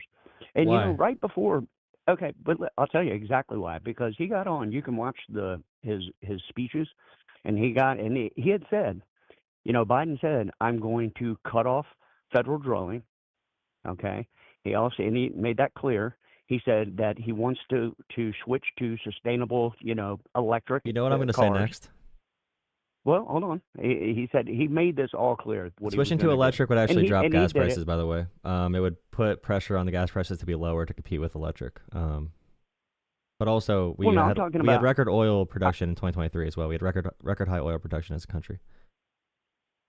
record high oil Yeah, yeah. production. In terms of total barrels produced, we had more than Saudi Arabia and Russia combined. It was our highest energy independence in 70 years in 2023. But the issue is big private corporations control our gas and oil supply. So they decide where to ship oil, where to bring in oil. We don't have any control as a country over that. All we can do is try to influence the markets in minor ways. So how can we control ExxonMobil? I don't like those companies, by the way. So. Hey, listen, man. I've heard the same. I heard the same arguments from CNN, MSNBC, and all of those networks. Okay, well, right? talk to me. I've heard talk those to me, same brother. arguments. Talk to me. I am. So what? Here's what's happened, though. Okay, just like, and this is why Trump got voted, and this is why he won the presidency. Okay, People don't know how gas works. Well, no, because people lived under Trump and they lived for 4 years under Biden. That's why. So it's more of It's an that simple. experience thing. It's like So why do you think? How can you explain it? Just all the all these people are just stupid. They're just no. morons? I Is think that what you're I gonna think say? what you're saying right now is one of the things. You went right to a personal thing. I'm talking about just economic and I'm not thinking of personal. I'm talking about all- economic he was voted policies. president. You're turning it into me calling just people me. stupid when I'm saying he lies to people and he says he takes credit for things that were not his. Like the COVID gas prices were not a good thing. That was a bad thing because people weren't driving. And oil prices, like I said, it's private companies. And usually when I ask someone, who should I vote for? I want to know what they did, not the outcomes. I want to know what they did to affect those outcomes. So that's when I decide what policies would probably be best for the future. Not exactly just like my personal experience at that time. And I understand people can lose jobs, they can get jobs. That can be pretty random, but often that's a result of a big company making those decisions. That's why I said neither here nor there. Sure. It's not. Yeah. Again, like I said, the bottom line is that the 4 years under Trump, okay, and America had that. They experienced it. Not just me. I'm not saying personally. I'm saying all of America, and they voted. And of course I guess they wanted a change. I mean, they listened to the media, and they voted for Biden. Then Biden was president for 4 years. Everybody experienced it, and they said, you know what? Even this terrible human being who's a liar and this and that and has done all these horrible things, and then America turns around and votes him back in to be president. Why? Because they lived through 4 years of each president. Do you That's why. Do you sympathize It's that simple. when I say someone can't say what he did? That's a problem, right? Like if you can't say what he did. Well, no, Because we're going to just go back and forth, just like you do with every single person you talk to. That's Well, on it's the good to right, have critical right? thought. And that's Like, what it's good ends to up think happening. critically. It's not good to be Well, a sheep no, but at I all. mean that's Right? just what but what I'm saying is instead of just going back and forth and at the end of the day going, well, we'll just have to. Are we agree to debating our disagree. personal experiences? Like, I don't. I All, mean, all I'm saying, no, I'm just debating. I'm not even really debating. I'm just stating what. are we what, talking what about our a personal fact. experiences? Well, that's not a I'm just fact. saying That's a vibe. well, You're talking about vibes. so America. So Trump wasn't president, and then Biden got reelected. That's not a fact. Well, that's a vibe thing. That's not a fact. Like, if you blame That's a Biden vibe? for COVID, if you blame vibes, if you I'm not. blame I Biden didn't say for anything about COVID. if you I blame didn't say anything about but anything. you're not looking at the world. You're looking at just like your the narrow view you're kind of approaching this Not with me. it is pretty susceptible It's to like. America. I agree. I agree with that. Yeah. But people blame Right. people blame So how do Biden you for explain issues that? people blame Biden for issues out of his control with COVID. Like But inflation was not well, caused by Biden. But right, but according to your logic, the country was so bad under Trump, like you said, it was terrible. He did It was this, fine. He did that, didn't was mess it horrible. up, but the economy was already strong Yeah. before Trump took office. It Like, was strong. Biden took over a dead economy. Yeah, Biden took over from the bottom. Trump took over a really good economy. Even Trump's immigration numbers went up after his border crossings were higher than Obama's. So Trump actually had lower economic can I growth ask than you a Obama question? and higher immigration than Obama. Who does your grocery shopping? Who does your grocery shopping? Me. You do it? Yep. Okay. Do you like Hot Pockets? You ever buy Hot Pockets? Nope. No. What kind of food do you eat? Because I can tell Chicken. you, man, All I've meat. shopped myself. I'm 56 years old. I know you're a younger gentleman. Everyone okay? clap. And well, I'm just saying I've lived a little life is all I'm saying, And all I'm saying But to usually you you get wisdom from is life. I could that ask a kid. I could ask a the- kid to compare grocery prices from 5 years ago. But usually, when you grow into an adult, you could think like, okay, well, these factors influence these things in life, and I can make different decisions. And I could also see like a president makes decisions. I'm not going to give credit to someone for something they didn't do if they just existed at that time. That's man, called a I'm just trying participation. to- You're I'm giving trying to Trump. No, talk you're giving reason. you're giving Trump a participation trying to make- trophy. You're giving talk Trump a reason and You're giving logic, Trump a dude. That's all I'm participation trying trophy. to I'm talking reason and logic. You're talking participation trophies. Really? This is what's wrong with this generation. Hey, This generation does not care about hard work. They care about participation, dude. Trump just walked in. I agree. He didn't do anything. But you're I'm doing it. 56 That's what years you're old. doing right now. You're I'm giving not him in your participation. generation, buddy. You're giving Your well, generation. you're Not having some Gen Z We personalities believe right in now. hard work and work ethic. Not really, because So- you can't name one thing Trump actually did. You're just giving him credit for participating. He just played the game. He didn't even do anything. I'm saying that America voted. Based on were participation experienced trophies, both yeah. presidents. And Yeah, they experiences. Your personal experience. I appreciate your personal experience. I appreciate your personal They are experience. Thank reelected. you for sharing. America reelected him, not me. America did. Okay. So how do you cool. think that happened? Why do you think that For the happened? same reason why you're saying this stuff right now, because people voted off their Why? experience, right? Well, people don't really look at policy. So then what's the argument then? That Biden I mean, had obviously better they policies lived than better Trump. lives under Trump, right? I mean, why would they vote for someone who was worse? They had a chance to, it's the first time in history that America had a chance to experience two different presidents in 4 years, and then another one was voted back in. It's the first time in history. It's never happened before.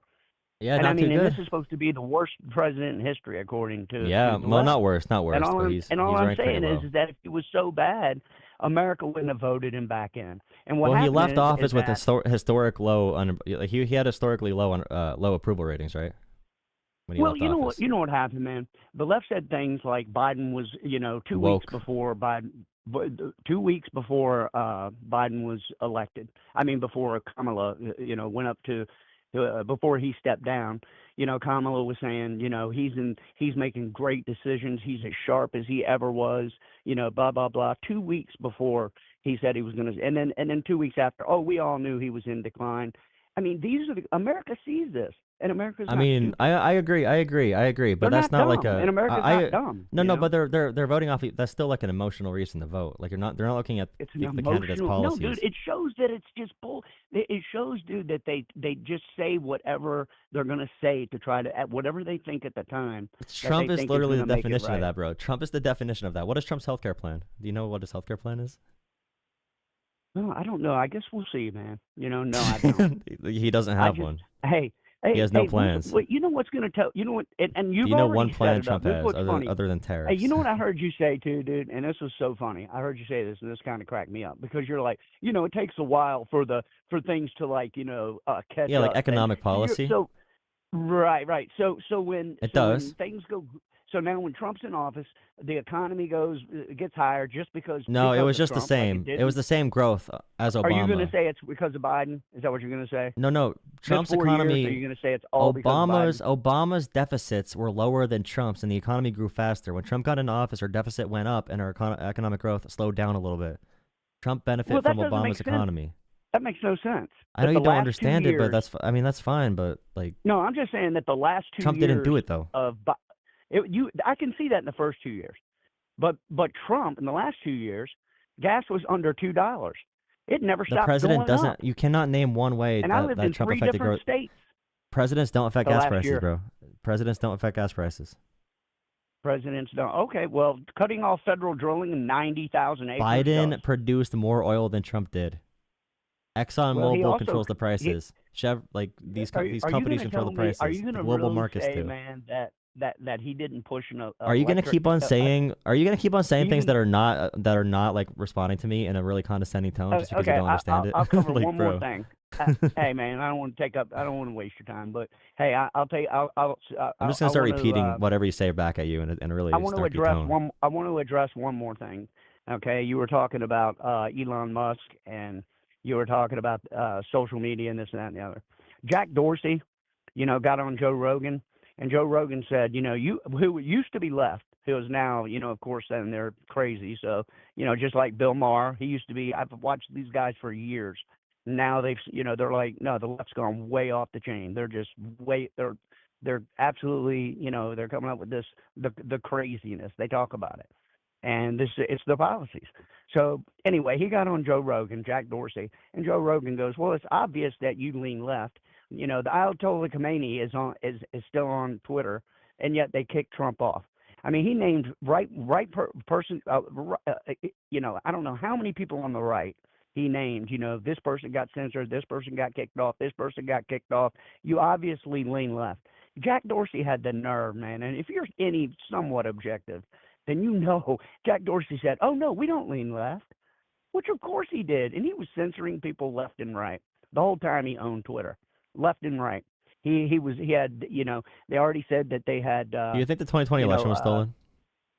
Well, I'm just saying when Jack Dorsey owned Do you think Twitter. the 2020 election was stolen? Is it left Elon biased to say the Musk- election? Wait. Are Hold facts? on, Is the let me just election finish was and the you election can talk. stolen? Nigga, you're spreading Well, let me just finish propaganda, and you brother. can You're talk. spreading propaganda. You're No, using my I don't platform to care spread about- propaganda. Do you think the election was stolen or not in 2020? Do It's not propaganda, buddy.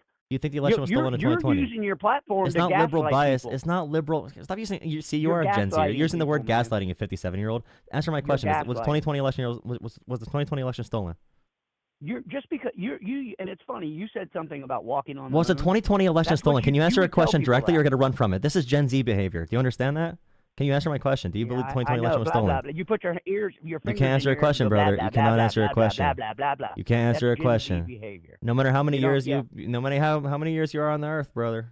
Years on the earth don't account for if you can actually answer a question. Hey. Apparently, was the 2020 election stolen? No, I don't care. I don't care one way or the Was other. the 2020 whether it was or election wasn't. stolen? I want a good president. Can someone not answer? Was Trump a better Is president? someone than scared Biden? to answer? Is someone scared You to had answer 8 my years. question? You had 4 Is years. someone Was Trump a scared to better answer my president? question? What are you rambling about? I asked you a direct question, brother. Why don't you just Do you think answer the 2020 election was stolen? I asked you a question Gen first. Zer, answer the question. Was Trump Hey, a better brother. president than Biden? Hey, America hey, little evidently bro, thinks little so, bro, don't little they? bro. No, little bro. Don't they? Hey, Was the don't they, 2020 little election man? stolen? Little Hey, man? big man. Hey, big I can man. see you. Believe me, I'm much bigger than you are, little man. I promise. Bro, do you want a hug? I can see your little. I I think we see should your shake little hands. face. Can we do a virtual Yeah, shake I'm over the mad at- over the I'm phone? not mad at you. I'm just saying. No, let's I'm do a bigger than virtual you shake are. over the phone. So, hey, at We the just end of did the it. day, man, We just did it. Trump was a better president. He had 4 years. Biden had his 4 Hey, I years. can't argue with facts. Just like America saying I'm voted him right. back in. I think And I'm America right. voted him back in. Hey, man, we'll see how it goes. Okay, hopefully, don't give all the credit to Biden. That's all, man. Give it where it's due this time. All right, give it where it's due. Stop telling Okay. these people. Make sure you all have your this, participation all medals this ready. crap. All right, I hope buddy. you find You have a good day, self-confidence. man. You don't got to do it in Trump. Take Good care luck. of yourself. Bro, that guy is so weak, bro. Oh my god, bro. I am 57. I cannot answer one question directly. That would challenge my manhood to be to be not weak for a second. Like, Jesus.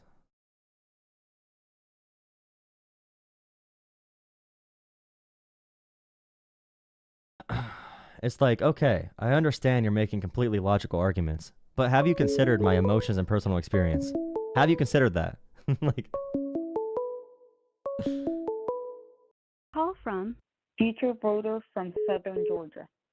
to accept, press 1. To send a voicemail, press 2. God bless America. You know. Hello.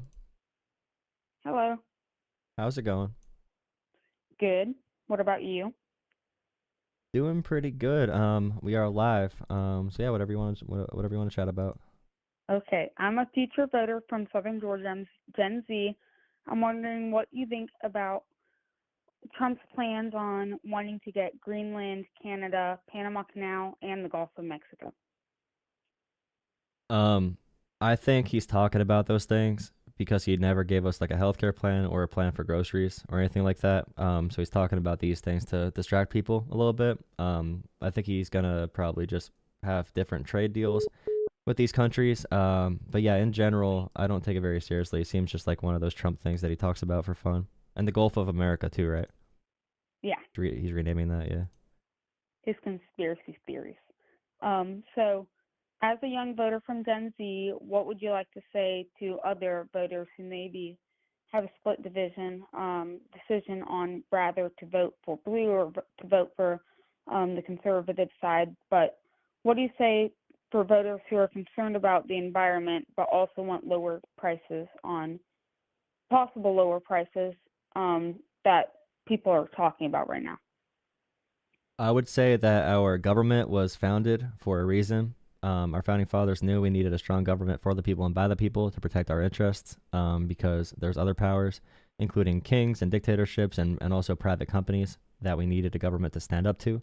The government's the only way we can actually do things. And the bad parts about the government are typically because private interests are in the government too much. So big money can infiltrate it and control different parts of the government, or at least influence them to be worse. It influences some parts more than others. But I think we should probably vote for politicians who want to raise taxes on the ultra wealthy and hold monopolies accountable and that kind of stuff, because all power lies in our society right now in the money. And people blame the government often. For example, I know someone that got fired from an oil job, and he blamed the government. And I was asking like what policies caused him to lose his job from the government, and he couldn't say that. And I asked him like, why don't you blame the company that fired you? He blamed Kamala Harris and Joe Biden, and I let him know that we had record high oil production under them. And I kept asking, why don't we blame the corporations? So I'd say to young voters, just take your time, look at what politicians want to do, what policies they want to do, demand exact plans from people. Don't just take their word for it. Don't just take slogans, and make sure that there's a focus on issues that can help you and your family, and also just that do find out like why we have a government like we do, that's established like we do. There's a reason we're the longest surviving government in human history and the most effective form of democracy. So yeah, definitely just take your time, take a deep breath. Don't trust social media. And yeah, we should probably be able to act as a more community than we do right now. We should be able to talk to each other in real places, without fighting on social media, that kind of stuff, I guess. Yeah, 100% agree. And then last thing, one of the biggest concerns for me coming into Trump's presidency is definitely the global warming crisis that we're having right now. I'm concerned about air pollution and other extreme weather events. I live in southern Georgia, and we had Hurricane Helene come through, and it completely devastated our community. I think we recorded up to 133 miles per hour as our strongest wind gust in my area. But what do you say to people who may be concerned about more extreme weather events because of climate change, and why maybe climate change can worsen under Trump's presidency? Well, you talked about prices in general under the past administration, the past few years, and how we balanced that with concerns with the environment. But that reality will come. The issue is that it's probably going to come and happen in a real aggressive way before people actually pay attention. So people don't know what crop failure is. Like they don't know that crops can stop growing in certain climates. So as crop failure becomes more mass spread, food's going to cost more, and we're going to have to confront that reality. One of the big issues right now, we spend a lot of money and energy and effort on fake economic sectors, such as the financial systems, cryptocurrencies, AI. We use a lot of resources in areas that do not help humans survive. Entertainment, sports events, gambling, Taylor Swift concert tickets, and Taylor Swift jets, private jets, and even just commercial flying. That's a much bigger issue. Like vacations might have to be cut down, driving in general with cars that are not fuel efficient. America has a car epidemic where really insecure men need to buy really big cars to compensate and really big trucks that are bad on gas. So we're going to have a big cultural shift. But right now, it's all about anti-intellectualism. It's about denying the facts about everything. And we want to get our big trucks because we're insecure, but we don't want to talk about the underlying issues behind literally anything. But we're going to need to get a little bit stronger to handle these problems in the future. But yeah, it's scary because Americans don't usually react until something big happens. The same thing with even World War II. Like without we were isolationists and watching the world devolve into war, and then Pearl Harbor brought us into it. So we typically need a big bang to happen for us to be involved in something. But with climate change, it's one of those issues that you can't really reverse once you see the huge effects. And it needs to be widespread. So if it only happens in California, but you're saying like even Georgia and other states, until we start seeing more, widespread fires and other extreme weather events, a lot of people probably won't care. But when prices get high, it's really scary because they're going to blame immigrants. They're going to blame immigrants. They're going to blame DEI. They're going to blame woke. They're going to blame a bunch of different social topics because they don't, like, the people in power are lying to them about the true source of where the problems are coming from. And that's going to be a really big issue with Trump in office again, for sure. Yeah. And I've studied weather and want to be a meteorologist later in life.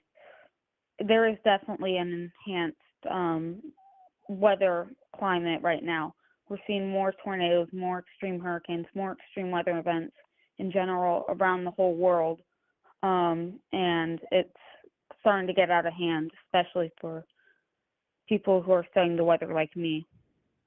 Yeah, it's a slow change too. So slow changes are like people don't like slow changes. It's hard for them to really notice what's happening. But if you take even 5 seconds to learn about climate change and even like we have done things like fix the hole in the ozone layer and improve that situation. So I mean, we can do it. But right now, Americans are so obsessed with the worst, and people in general, we overconsume all of our resources for the dumbest possible reasons. We're focusing on sending for entertainment people into space for tourism, space tourism, and we still have homeless people.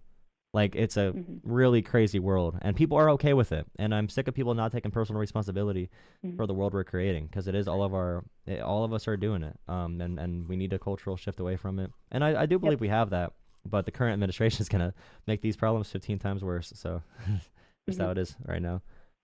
But yeah, definitely appreciate those really good have questions. a good evening. I really appreciate it. Hope to see you around the channel. Thank you for calling in. Vote blue. All right, thank you. I feel bad for our kids, man. I am one of the kids. I feel bad for me.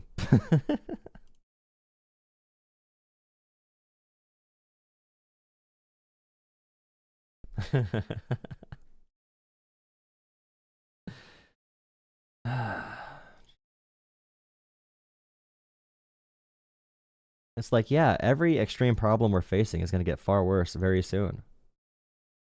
So anyways, what else do you want to talk about? Call from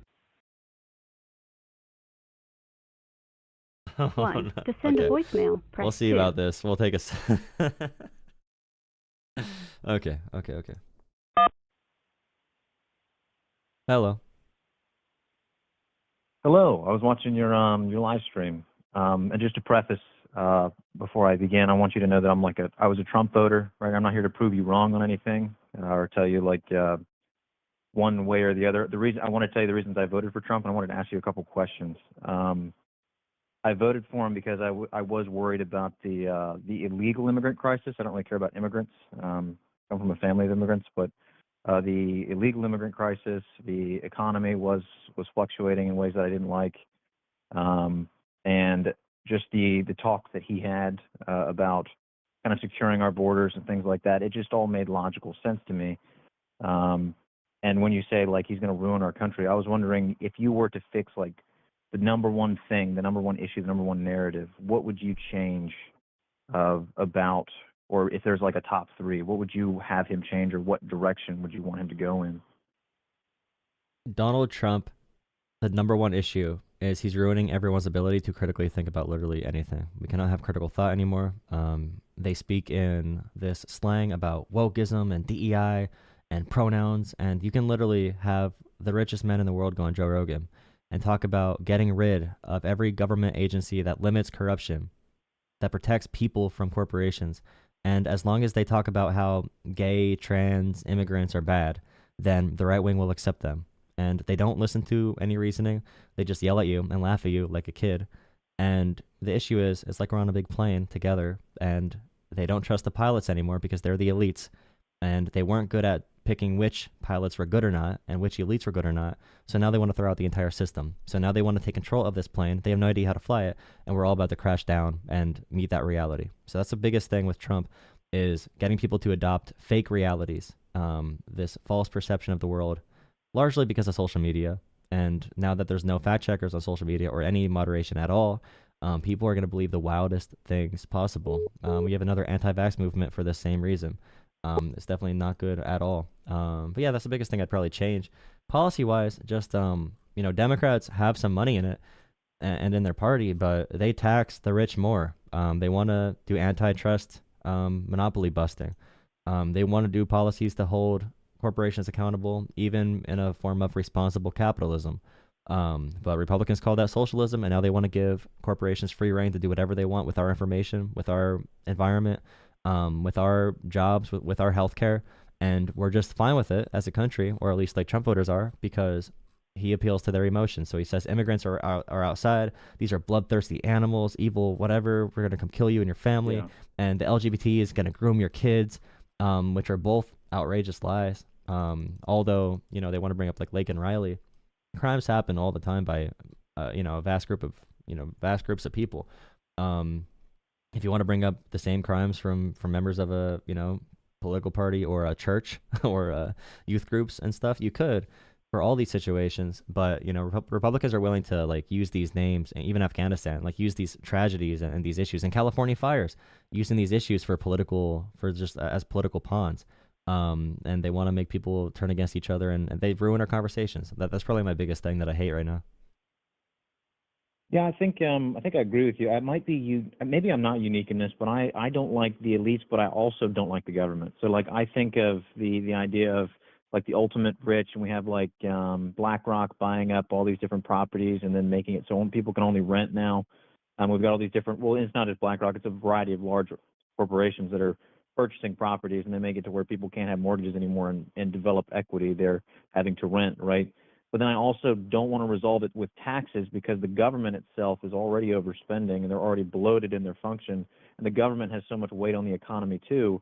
And that, like, in my brain, I'm trying to figure out how to what policy, and that's where I guess you're picking between two evils, is like what policy fixes the government's issue of being corrupt and spending in different directions, not keeping track of their own funds. Like the United States Marine Corps, for example, was the only ones that were able to account for their entire budget, whereas the other three branches of the military couldn't do that.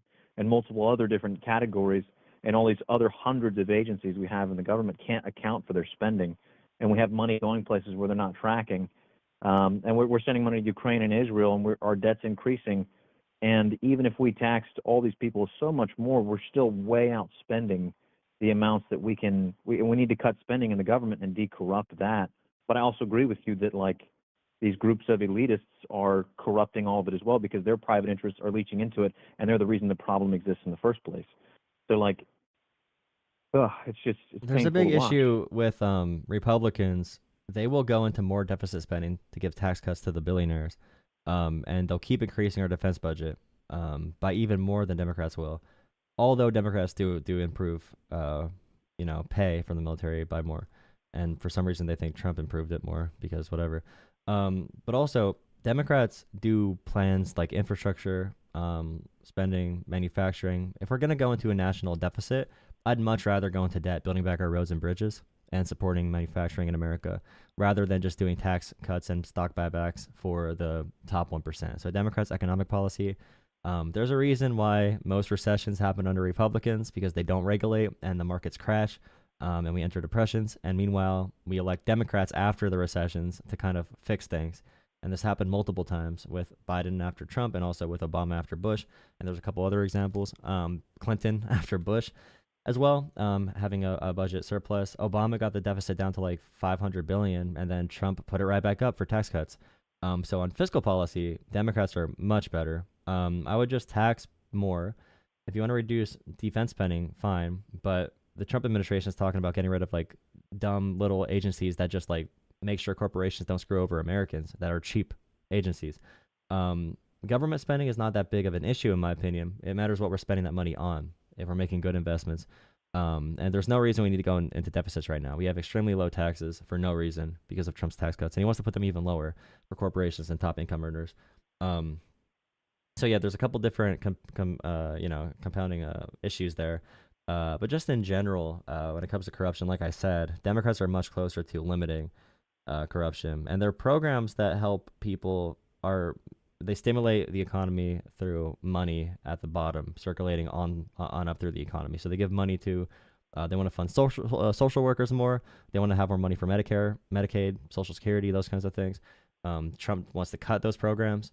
He tried to in every budget. So I think Democrats are definitely, better. And when it comes to the elites, I wouldn't say government's bad in general. Like, this country was founded because we have a strong government. That was the intent of making a country, is because we needed that strong government. But the issue is the government needs to be for the people and by the people. And that's the one thing that was written about at the start of our country, was essentially we need our government to be strong. We need a big, strong government, but it needs to be strong in limiting corruption, and it needs to be strong in providing freedom at the same time. But when private companies infiltrate that government, that's an issue. And Trump's administration is the worst when it comes to that, and big money ever. Like, in American history, he set his own record in 2016, and he's breaking that record now in 2024 for the richest cabinet of all time, with the most lobbyists, from Dick Cheney advisors to George Soros advisors to a bunch of big banks to crypto schemers, to crypto scammers, to WWE CEOs, and like whatever. So yeah, I definitely see a lot of these issues, but I just be careful saying that government in general is bad. We should probably just like fix things in the government, because without a strong government, we devolve into authoritarianism, because these companies are governments. They are entities. Elon Musk is worth $450, or not, no, billion, sorry. $450 billion. He's worth more than a lot of countries. So he within himself is his own government that we have no control over. We have no votes on. We need our government to regulate him. So we need a strong government for sure. But the issue is, when Republicans advocate for small government, they're advocating for small government in all the wrong areas, because they're increasing defense, but they want to cut Social Security, Medicare, and they want to cut all the programs we use to hold corporations accountable. So yeah, that's fair. I guess whenever I think of the government being bad, I think like what you're saying, we need a strong government, but it needs to be more decentralized, in the sense, like, I'm not saying that we need necessarily small government. It needs its checks and balances, but I do think that too much power has gone to the federal government to make certain decisions, right? Like, I do agree that like certain, like states, for example, and this might be a really hot take, right? You might not agree with me at all, and that's totally fine. But that, like, for example, like the Roe v. Wade being turned over, I think that definitely should have been given back to the states. And then at that point, like, I believe in smaller, like, management, because if you look at different areas, like, for example, like how California is doing right now, LA's response to like the wildfires and the issues that they're having. And I was watching the video of that, I'm not sure if it was a he or a she. I don't want to misidentify this person out of, like, just to disrespect them, but they were talking about how, like, well, if I had to pull your husband out of a fire, and all these different things that I looked at and I was like, this has gone wrong, right? And then someone in power told this group of people that this is who we should put in place here, or maybe just the city itself came to that consensus.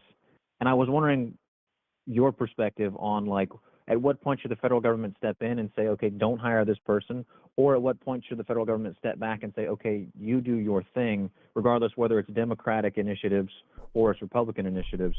Because I know Republicans like small government, but then we have some examples of it kind of backfiring when it comes to like DEI or wokeness. there's just no example of that being an issue with the California fires, though, like DEI or wokeness. There was no issues caused by that with this situation in the fires.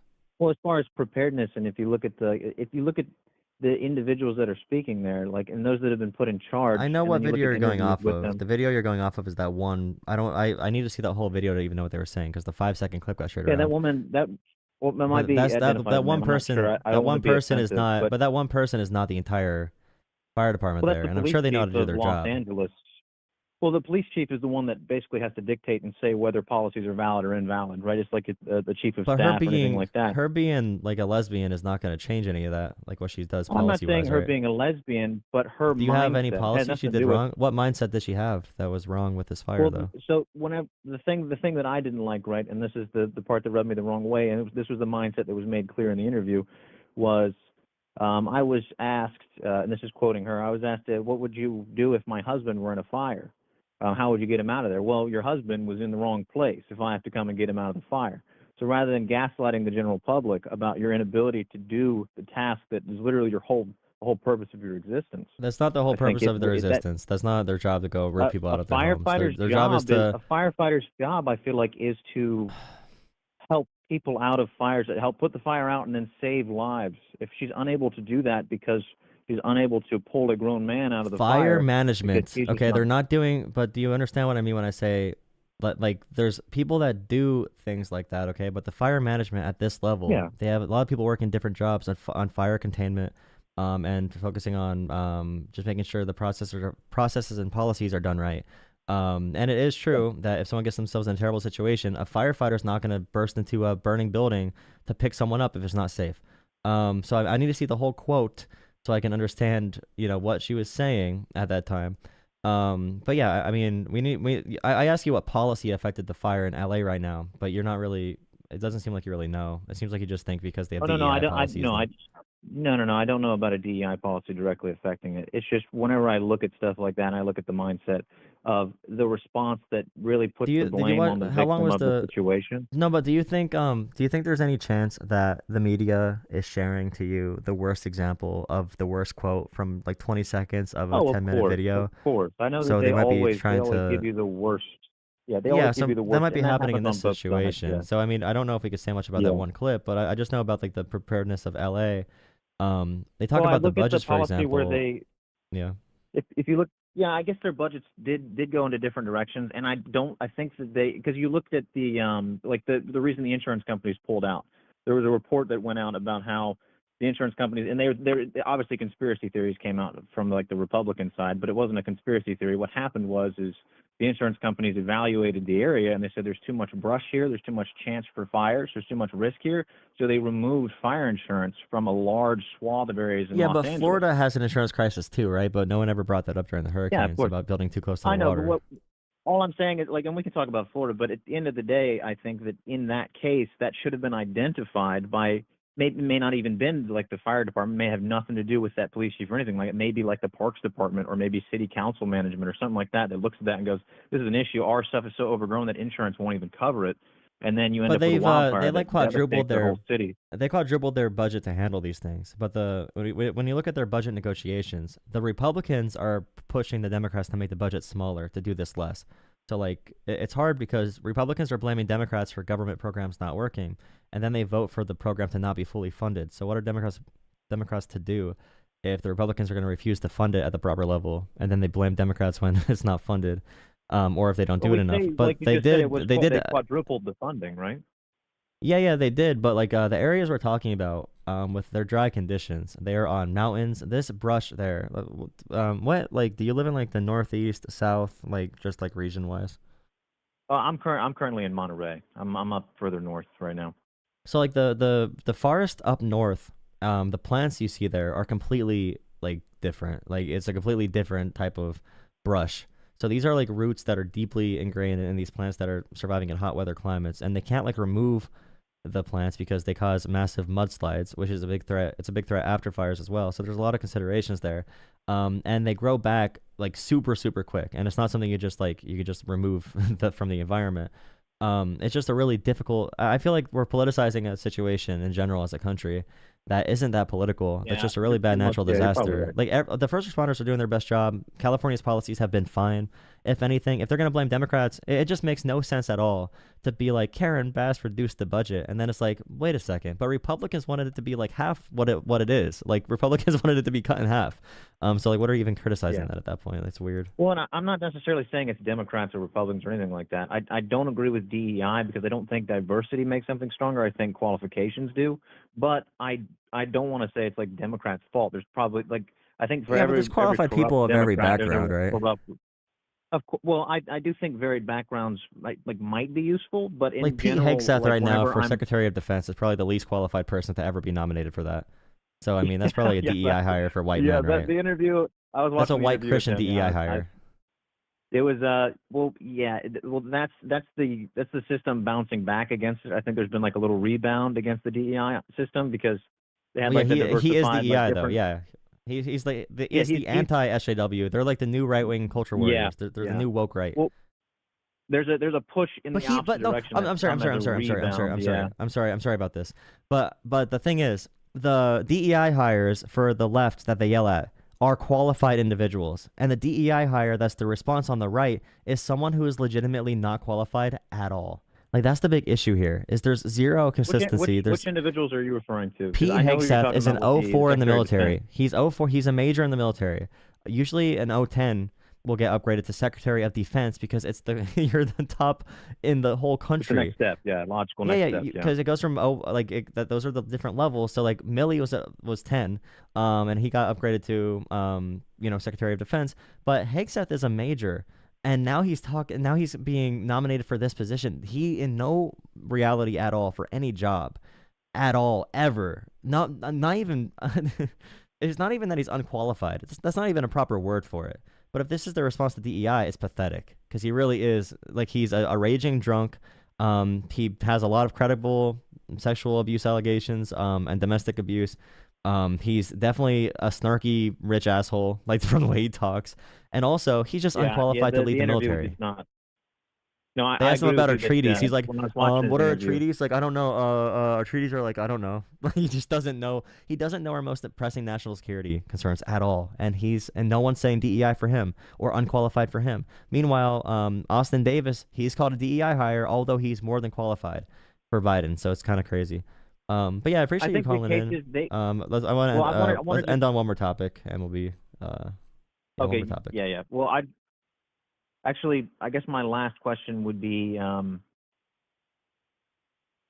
no, I think you covered everything, brother. I don't want to waste any more of your time. I want to give someone else a chance to talk to you, but I really appreciate you kind of giving me your perspective and stuff. Thank you. No, for it's chatting, good man. talking to Have a someone good- who's reasonable. It's always good to have that little break during I the day. try to be. I'm always biased, I know, but I'm trying to. Everyone see has all sides bias. of See, everything. even you saying that you're biased means you're that means you're reasonable. Even you being able to say that you're biased, like you know what I mean, like yeah, having fair. any humility That's at fair. all is a big deal nowadays. Now people think it's masculine to be a dumbass for whatever reason. Yeah. But yeah, just trying to do the right thing, brother. I think that's what everybody's trying to do. And, hell yeah, some and people that's just get true. angry or That's true whatever, but- masculine power right there. That's true good people energy.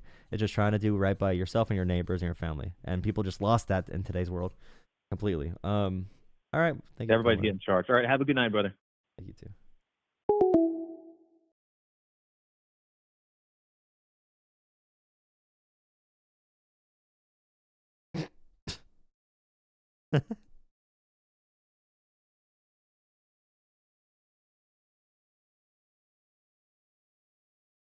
Please drop a like and hit subscribe. Another amazing plea, okay? If you enjoy this content and these conversations, please consider becoming a channel member for $3 or dropping a tip. I have Cash App, Venmo, and PayPal at Joel Politics, JOLAHPOLITICS. Please consider dropping a tip through PayPal, Venmo, or Cash App, or also dropping a super chat or becoming a channel member for $3 a month. Appreciate you all watching. Please drop a like and subscribe. Drop a like and subscribe to the stream. Appreciate it. You can also join Discord to talk as well if you have Discord. I might be pooped for tonight. I might be done for tonight, low-key. Might be done.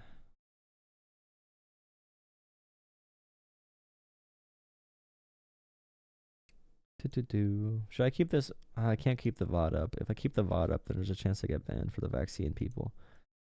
That's whatever. Good to hear a smart person talking. Oh, wow. Appreciate it. Afghanistan withdraw. Are you guys AI bots?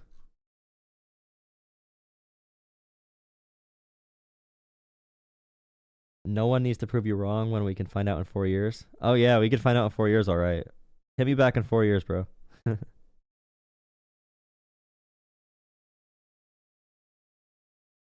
You literally... Okay, wait. You literally have a tiny number of persons watching because you're not making sense? Yeah. Averaging like 900 viewers or 1,000 viewers for a stream means that I'm not making sense, brother. That's a small number of people. And I still have 400 watching, and we're at the end of the stream. 400 still. How many years has Wildfires in California? They really dropped the ball by not having water with reservoir with water. California had water in the reservoirs. Don't buy into the fake lies and propaganda, my brother. They had water. The issue was water infrastructure. Water systems everywhere are built to get water at a certain level of demand. Certain demand levels. So what happens is if every firefighter is using every fire hydrant, you're using the same pipes, okay, from the same sources. A reservoir from further away, from a fire hydrant further away, will have lower water pressure, but the fire hydrant closer will have higher water pressure.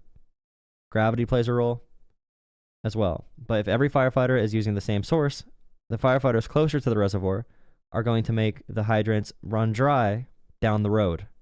And by down the road, I mean like down a lot of roads and miles and tons of water, tons of firefighters. So there was water. They were prepared, but this was a uniquely terrible crisis. They were prepared. They were very prepared. But you have to understand, it was a fire hurricane. Imagine a fire hurricane or a fire tornado. That's what we saw here. Did someone donate here? Hi, Cam. I see you tonight with Kyle. What's up? Hey, Golf. Twitler.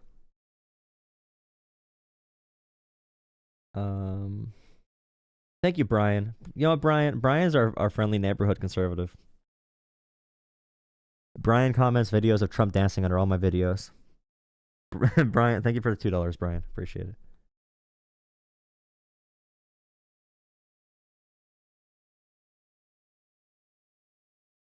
DW. No Zell? Well, Zell, I gotta give you my email and stuff, right? DW. Can I give you a name for Zell? I don't want to reveal my. I don't want to say my actual stuff. You know. This is a fake phone number. Remember that.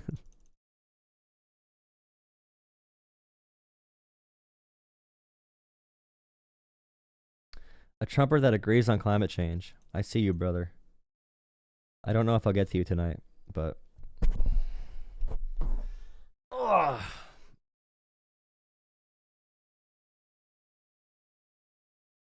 I want some ice cream, bro. Josh. Oh, wow. Someone paid to talk. Someone sent $3 to talk on Venmo. Thank you for the $3. I guess I gotta talk to you now.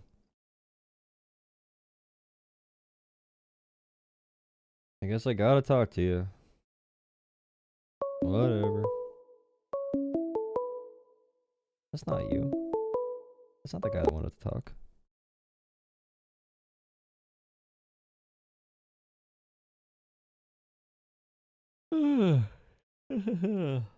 Nice.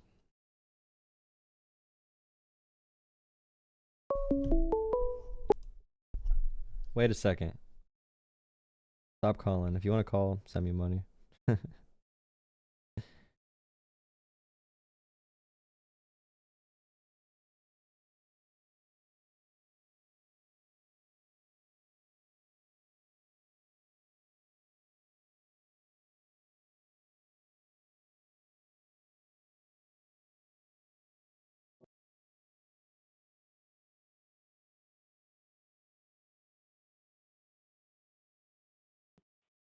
Hello, this is Joel Talks Politics. What's up?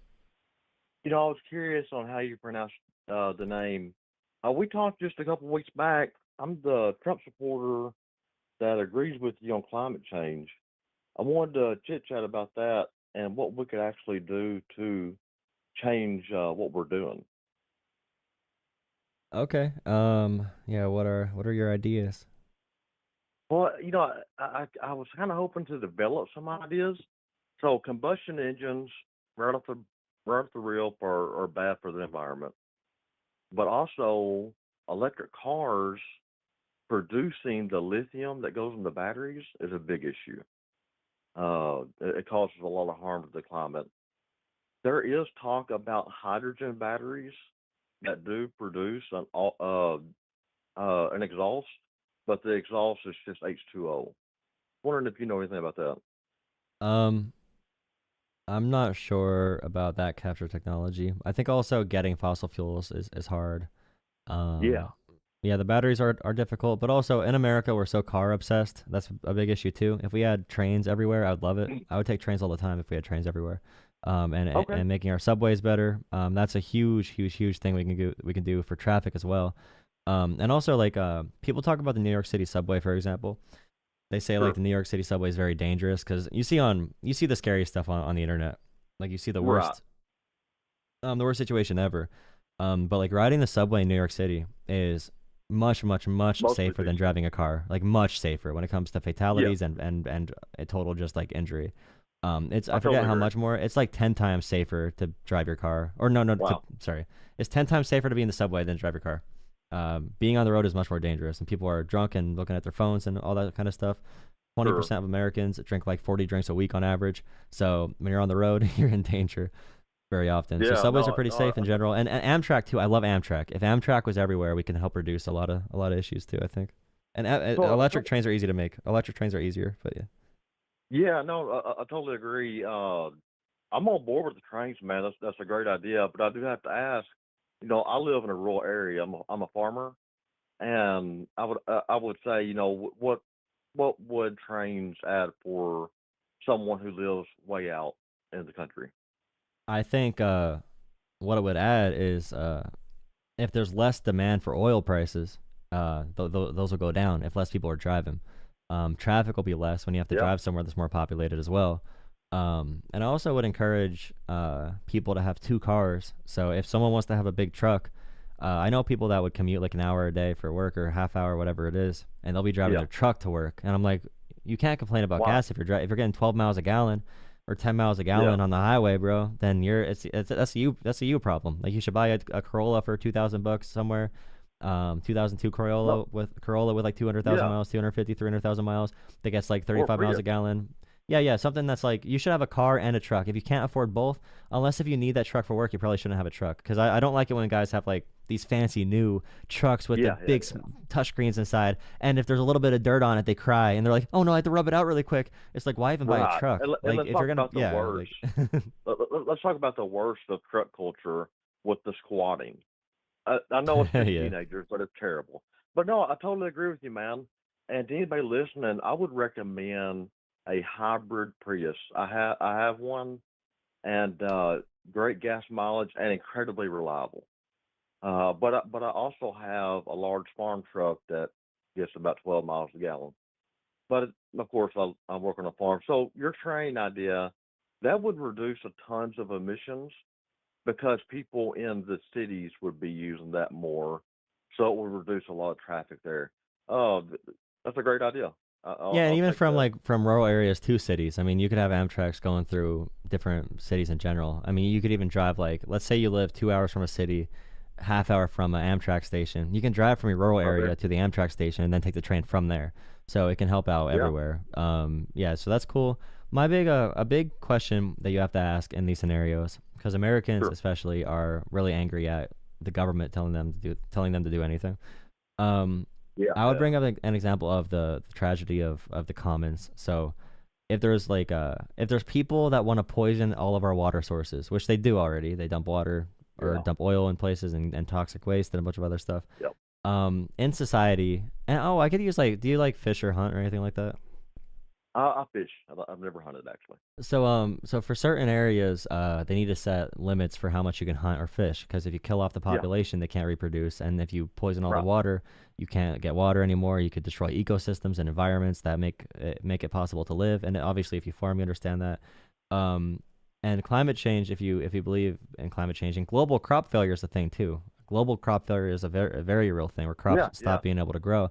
Um, in that situation, this is the big thing I bring up to people. If you view it like, okay, it makes sense, the government needs to put limits on deer hunting, because if you hunt all the deer are gone, they're not going to reproduce. You have to Absolutely. put limits on fishing because they can Makes kill the sense. area. Then climate change as well, if it gets to a certain point, if people, I would definitely advocate, even for my belief set, Sure. I never leave out personal responsibility. Even if I believe that systems are necessary to keep people, at a certain level of sustainability, if people are, should be given opportunities, if the government needs to facilitate more about society, I still believe personal responsibility is a key issue. But the Yes. reason we need Yes. these limits on hunting and fishing is because people don't do that. Like, they don't care about other people or other Americans or their neighbors. They'll be selfish and just hunt the land until we all suffer, including them.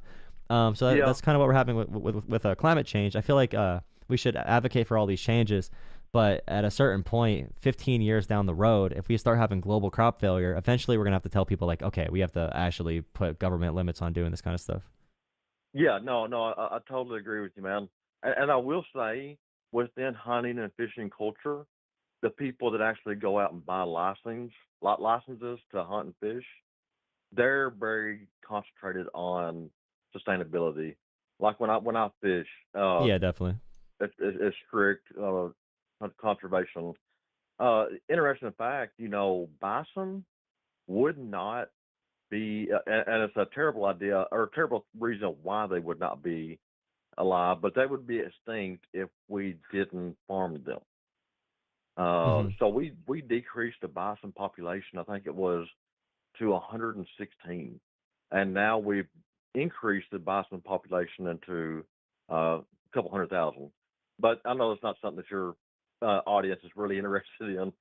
So I think I it's would like interesting. to. That's all that matters. Also, thank you, Dave Wheeler. I just got a Venmo from Dave Wheeler, whoever that is in chat. Dave, for $9. I probably shouldn't have said your last name, but we're here already. Dave, anyways, forget I said that. Congrats. But thank you, Dave. He said being awesome. Thank you so much for the $9, well, actually for the $10 donation, Dave. Thank you. But yeah, So go I would on. like to make a quick comment. The main overarching reason that I think people support Trump is because we've had so many career politicians, and it's kind of like a yin and yang. You want someone to be a career politician because they know what's going on, but at the same time, the career politicians that we've got kind of just keep screwing us over, both Republicans and Democrats. And I don't think Trump is a true Republican. I think Trump's more of a libertarian. I don't. When he says things about like putting people in jail for burning the flags, and when he says like we should give a Yeah. position in government to Elon Musk because you donated to him, and when he says we need tariffs, and that kind of stuff, I just don't. Yeah. I just don't. I feel like those are pretty anti-libertarian things. We have some libertarians in chat, I'm sure. Yeah, no, I agree with that 100%. He certainly has his issues. I think within the past, probably since Reagan, maybe a little before, maybe since Kennedy, all our choices have been the lesser of evils.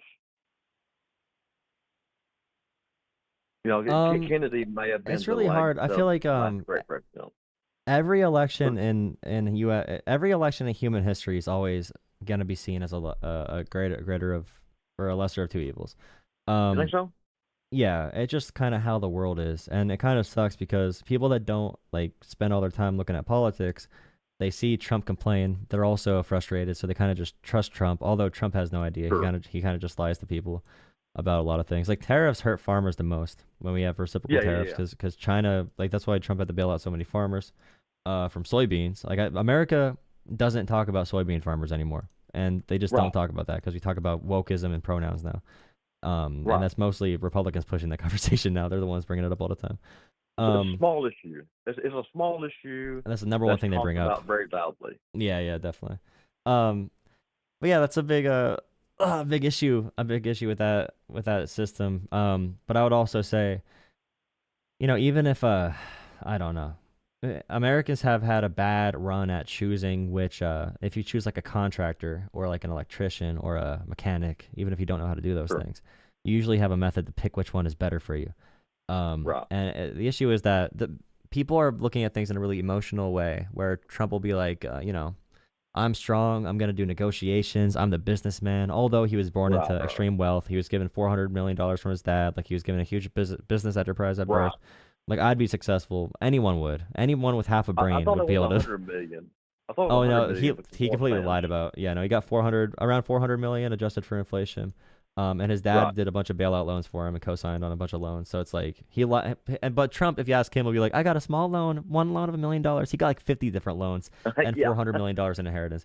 But yeah, I think that's But bad for I American will culture in say, general. But also, like, I agree, people pick him because they're mad at things. But also, I think most Right. Americans vote for him because they're anti-woke, they're anti-DEI, they're anti-pronoun. That's like the number one Yeah. issue that 80% of Trump voters bring up to me now. He's not like that populist Well, person from 2016 anymore. He doesn't even talk about that stuff anymore. well, again, that is a small problem that's spoke about really loudly. And I don't think it's just the right that's speaking about it loudly. I think there's certain people on the far left, not Democrat, but far left, that talk about wokeism and DEI very loudly.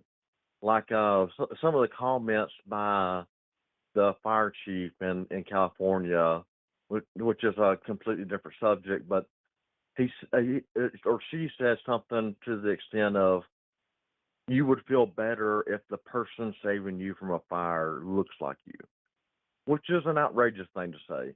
If you're in a fire, I don't care what you look like. I don't care if you have one arm. If you're doing the job well, then you can do the job well. So let me try And to that's not get 30 on that point then, because this okay. happens Yeah, with go ahead. black mothers as well. So like black mothers, there's a much, much, much higher rate of death for black mothers giving birth than Okay. for white women. And you can see the rate change of mortality if they have a black doctor versus a white doctor. And we've seen like white doctors Really? historically, even in modern times, if black people feel pain during procedures, they think that black people have a Ignored. higher pain tolerance.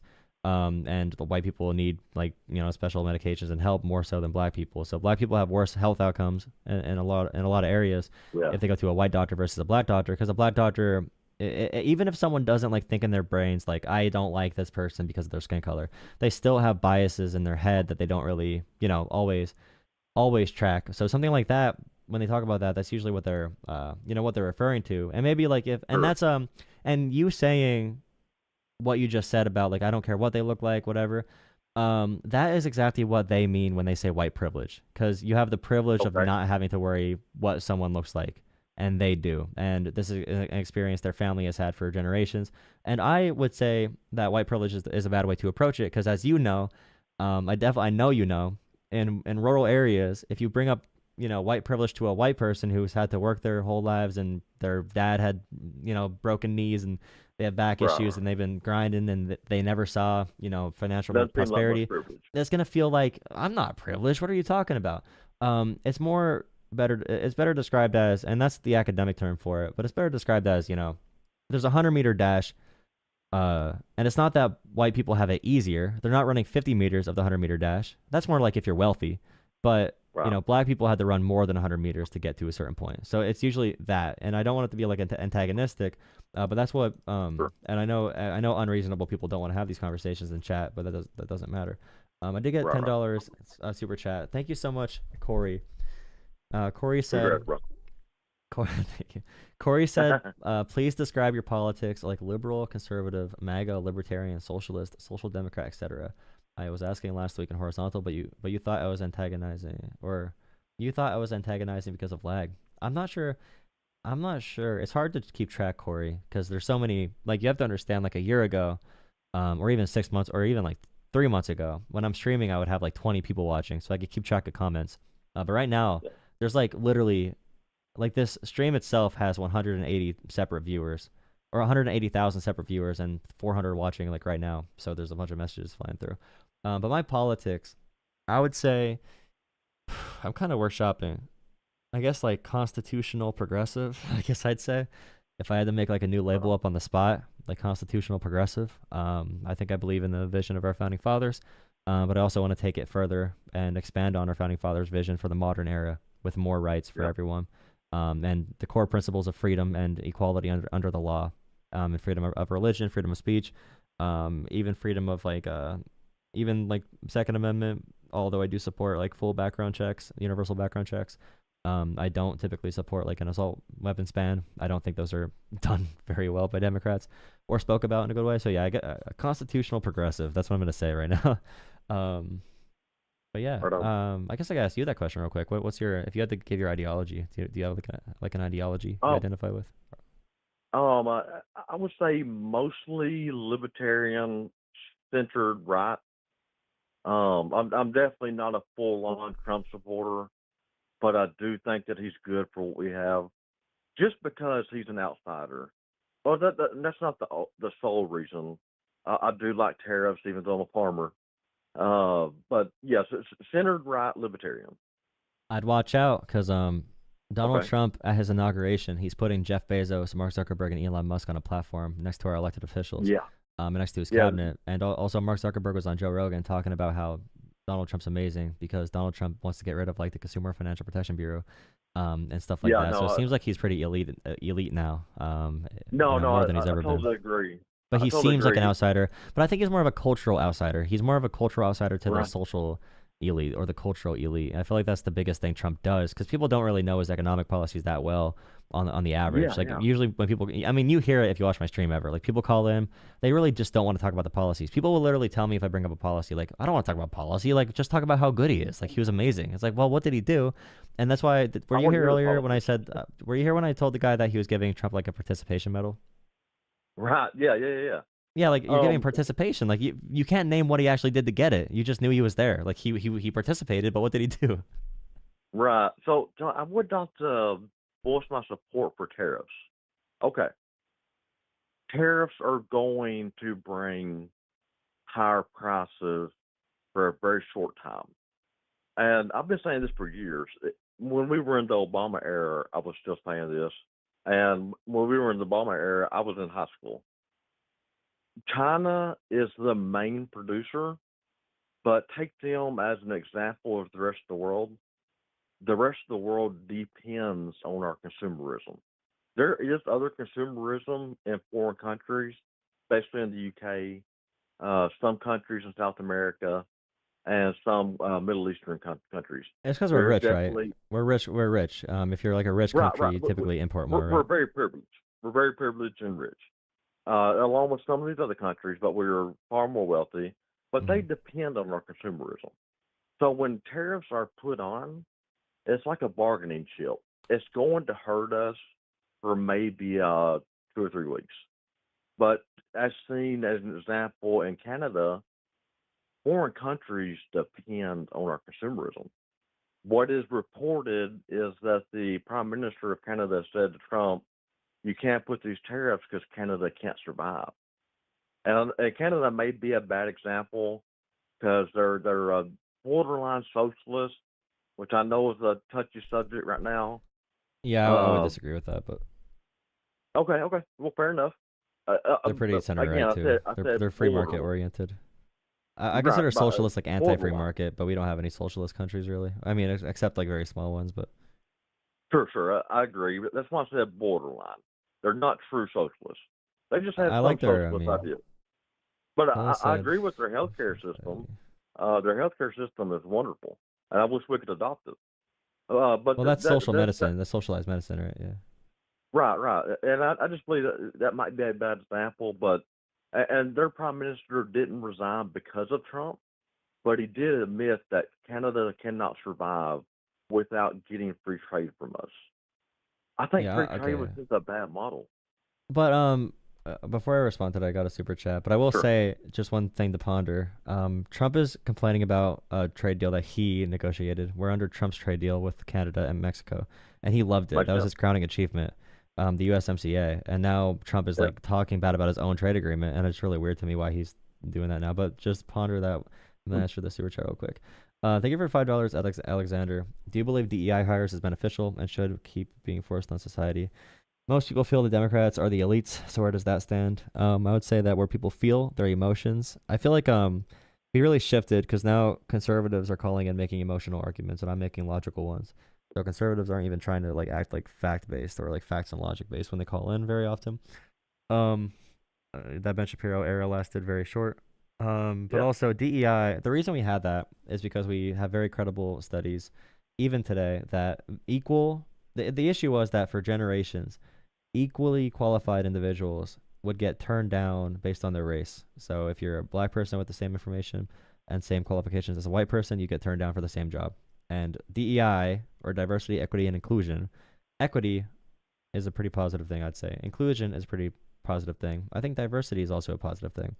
But it does depend how you implement it. But also, the complaints I hear about DEI are very unfounded. And we have examples of white men, for example, who are in positions who are very bad at their job. And they're just there because they're like born into a rich family. And we never talk about that DEI or that like privilege ever. Yeah. But also, like Pete Hegseth is a great example. I'm happy they nominated him for Secretary of Defense. He's one of the least qualified people to ever be nominated for that. He was like a 04 in the Army. Usually it goes from 1 to 10. Usually 10s get upgraded to, Secretary of Defense or nominated. But he's gone from a major to being Secretary of Defense, and he doesn't understand. Like in his hearing, it's embarrassing how unqualified he is. So if Pete Hegseth is your example of the great white straight Christian man for the Trump DEI, I don't know why you're not complaining about that. Like, why not complain about that or complain about Elon Musk? Like, you guys spend so much time complaining about immigrants and complaining about poor people and complaining about freaking. You have first responders running into fires to save other people, and your first question in your brain is, wow, I wonder what their freaking sexuality is. Do you realize what kind of screwed up mindset you got to have to go right to that? How disconnected you got to be? Like, look at yourself right now. I bet you're laying in bed right now. Your hands are probably greasy because you don't wash them. You probably have your phone above your head. You're about to drop it on your nose. All right, it's gonna be bigger than mine after you hit it. Like, you are sitting there, as like a slob, critiquing people who are out there saving lives, and you're doing this right now. Just remember that whenever you like get mad at people that are, whatever, because of sexuality. Okay. But I would say, into argument to that, on the flip side, with the DEI, we're kind of focusing on sexuality and whatnot. And like you said, it shouldn't matter. Race, sexuality, religion, none of that Yeah, should but matter. we had these policies because it did matter. Because it mattered. That's why we have these policies in place, because for generations it mattered, and it still matters. And like I said, equal qualifications, your race would come into play, and they would hire the white person over the black person, like most of the time. Right. So they had to do this on purpose to get over the racial bias of hiring processes. I agree that for all of human history, really, that's been an issue. From the black slave trade to America to the white slave trade in Arabic countries. Well, I mean, there's like classism. That's why they talk about intersectionality. So like, you can prefer someone because they're a white straight man, and you can and if their name sounds poor or not, and you could also have someone who's like, a black, I don't know, gay woman, and that'll be someone who has a bunch of other different, variables to this. Because if you have someone apply for a job, one other name is like Christina Letcher, okay, she's white, and there's another one named Billy Bob Joel Ray, then that person might get, not hired from a class basis because they sound like they're from like a white trash area or a redneck. So that's a class reason, and hillbilly and all that kind of stuff. The pharmaceutical companies made fun of poor white people for dying to opioids. So like, so we have that issue as well. So once you combine, for black people, it'd be like, okay, they're not considering just the class like they would with Billy Bob Joel, Billy Bob Joel, whatever. Now they're considering this person's name sounds black. It's Jamal Washington. They're black. So with that, race carries connotations in people's heads as well, and biases. So there's biases. There's so many biases we have, from money to class, gender, race, all this stuff. But the issue is the society in general, and the left talks about all of these, by the way, and on campuses they talk about all these, in academia they talk about all of these. Colleges and sociology focuses on all these, socioeconomics, and they focus on all these factors, and that's the point of it being intersectional. But our conversations are just about race, and I think that even shows why we need to focus on it, because people latch onto that one part of it. Because like I said, no one right now is standing up for the working class over Elon Musk. They're ready to bow down to Yeah. the billionaire daddies instantly. So it's not like their values are somewhere else. Their values are just like they're like mad. They're Just offended right. that other people have like they're offended that we're even having a conversation about it. It seems. I don't know. Right, right. So I would say, I grew up in a small town. Then I moved to Nashville, Tennessee. So I've lived in both small towns and big cities. But growing up in a small town, man, it was borderline segregated. It, So was it, it it, it Elon? was Elon helps people. Someone said Elon helps people. Yeah, he helps people. Usually, when you're the richest man in human history, it means you help people. Those are always you have to. great people. You become a billionaire by being a good guy, bro. When you that's how you dude. The propaganda works. The propaganda works. What can I say? Sorry. But what I was saying is, I grew up in a small town, and it was borderline segregated.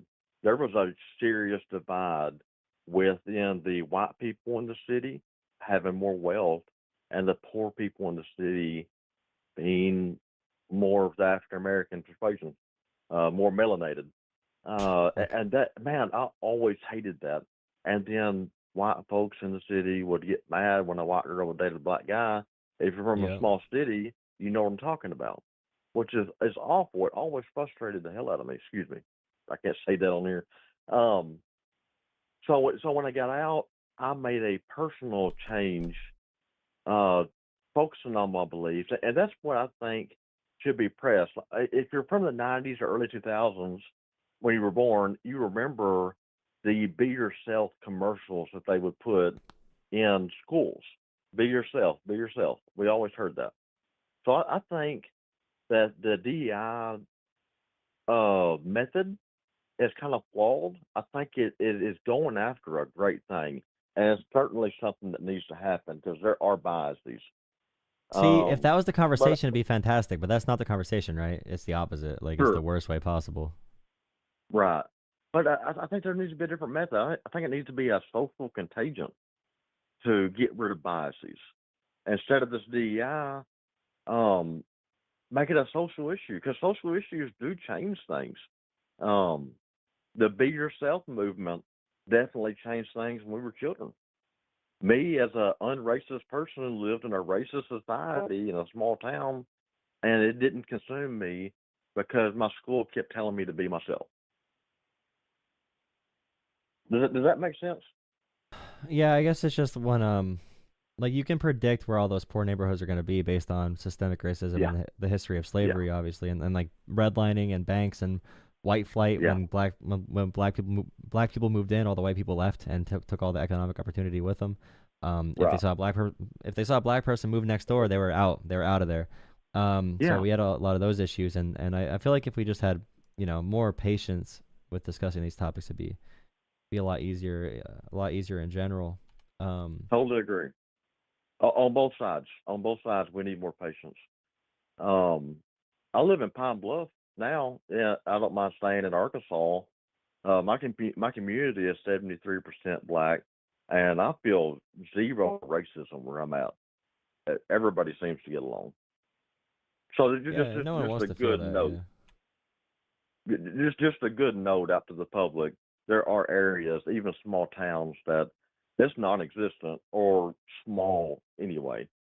But I do agree it's still a problem. Yeah, just when the conversation gets tough. So like, if a black person wants to be heard on an issue that they experienced, then like, usually the white people freak out, like they're being attacked personally, Yeah. and I think it's through insecurity because the white person's scared to be called racist or whatever. And I definitely Yeah. think that cancel culture went way too far when it came to like a kid rapping and they say a word or they don't know any better, and we should be having conversations in those moments though. We shouldn't be like ruining someone's opportunity their entire life. That makes someone more likely to be radicalized by really evil racist people if we kick them out of groups. The best way to relate to people and Yeah. to bring them in is to talk to them. And So it's cliche, but yeah. I need some convincing to be opposed to cancel culture. Because as far as I know, and I haven't looked into it often, I'm not opposed to it Oh, because there's some good cancel culture for sure, but cancel culture is kind of like capitalism for the social climate. I guess, yeah. Am I wrong? I just Yeah, have a problem the being cancel opposed culture to it. before was just like if there's like I don't know, it was really, yeah, it was really tough how it was done before. And I think Right. there was a reaction to that, and it was kind of just there wasn't enough understanding on a social level or society wise for cancel culture to do what it did. And I think right wingers that complain about it are not saying the same thing I did, because right wingers that complain about cancel culture are big crybabies, like the right wing comedians that are on like, dude, right wing comedians will be on Netflix talking about cancel culture, and it's like, brother, you're on Netflix. You're on Netflix. You're not canceled. Like, shut up. Yeah, It's like calm down. Netflix. But also, yeah. The So streaming out. see, I can criticize every side because I'm an amazing centrist and I have every correct opinion. But yeah, you're gonna be my last caller for tonight because I'm getting tired. But Sure. we can wrap up on whatever you want to wrap up on quick. Or you can call that I another can't night think too. of anything. Yeah, I can't think of anything, man. This is the second time we talked. I'd love to talk to you more often. I'm subscribed to you. I also have a channel called Red's Acres where I film my homesteading farm project. Ooh, yeah, drop that in if you have Discord, you should log on Discord and give us your link. I don't have Discord. Download it. You can join our community in there. We're having conversations all the time. Could yeah, you could you invite me? It'll have be my in number? yeah, I can send the link on. You sent me the Venmo, right? Yeah, I did. Yeah, I could comment on the Venmo donation.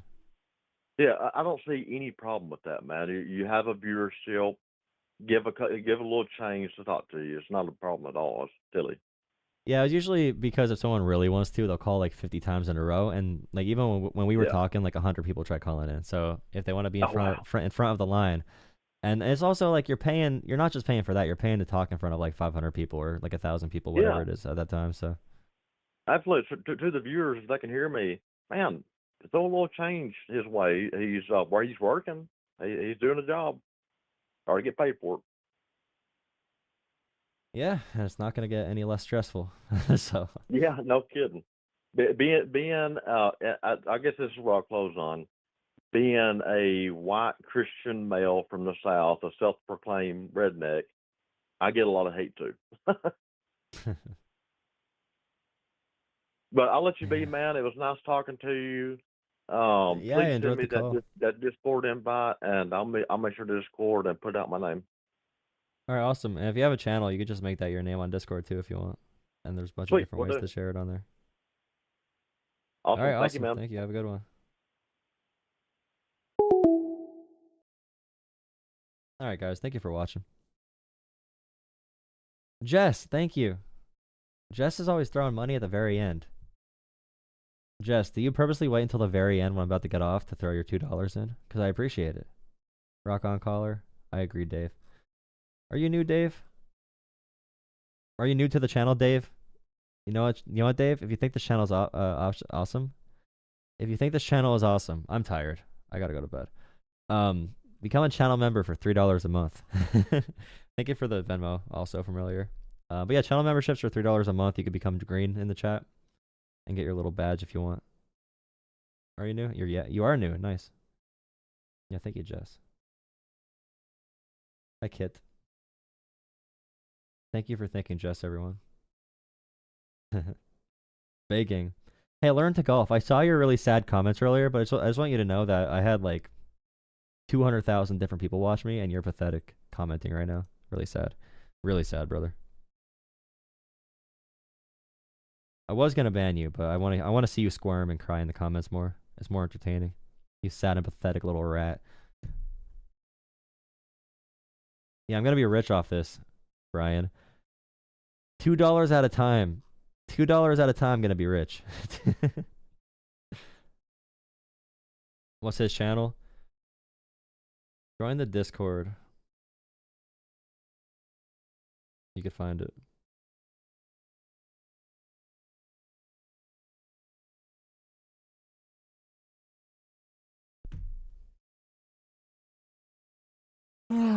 Anyways, thank you guys for watching.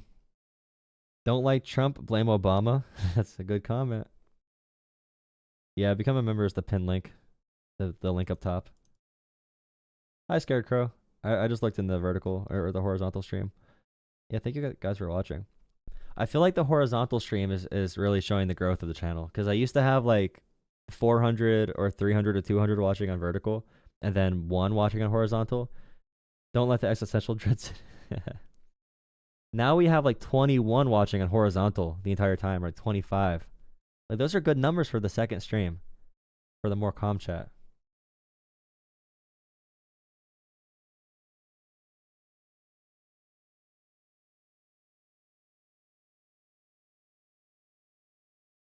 It's just stopping by to say you suck.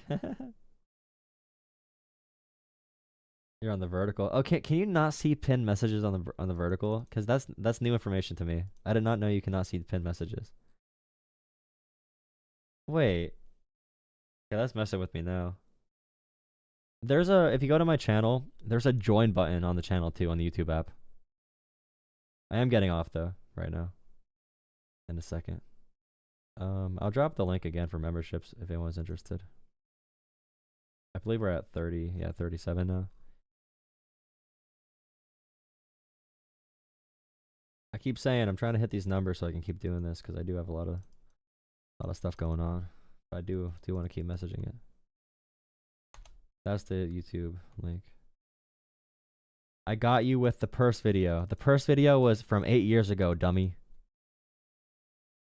You believe anything on the internet. It's so sad. Yeah, the LA Fire Department was using purses to put out a fire. Yep. You did not think critically for 1 second on why that might not be true. You just accepted it. You are so gullible. Why are you so gullible, bro? Brian, that's the best comment. That's the best compliment ever. Brian called me a sane democratic socialist. A sane democratic socialist. That's beautiful. Am I creating a Zelle? Can you make a business Zelle? For like a business or for like a...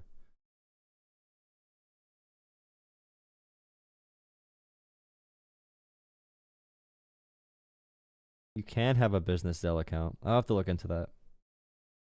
I'll see if I can get a business Zelle, but I don't have an official business. Because I don't want to use my private Zelle for this. But I appreciate the $2, DW. If I could do a business one, I'll look into it then. We'll see if I have time for that then. But thank you so much for $2. Is Cash Patel a QAnon DEI hire? Your business account can take Zelle. I don't know what the guy's channel was. If you join the okay, final thing. Like I said, channel memberships are on my YouTube channel. You can press join. I also dropped the link in chat a couple times for channel memberships. $3 a month, really helpful for the channel. Also,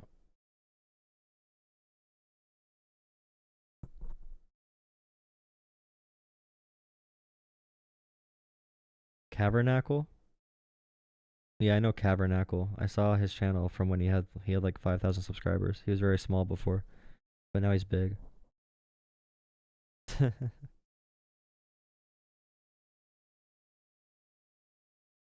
What else was I gonna say? Oh yeah, if you want to know that channel, join the Discord. Under all of my videos have my Discord link for our community Discord.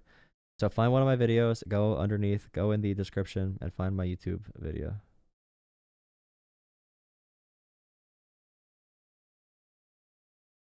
You need to be less aggressive. You're not going to convince anybody if you personally insult them. Disgruntled. If you're watching right now, shut up. You need to be less aggressive. You're not going to convince anybody if you personally insult them. Yeah, you're right. That's a terrible political model. And I don't insult them, okay? I insult their lack of thinking. I never insult people. I insult their thought pattern. And I make fun of it because I'm like, you need to defend yourself a little bit, buddy. Stop being so silly. You gotta be less aggressive. And by the way, check in with the chat really quick. Out of political commentators, I'm probably the least aggressive and least sensational that I know of that does any call-in type content. Like, I'm pretty bored. Or I'm boring. Edgelord. Yeah, I'm an edgelord, sure.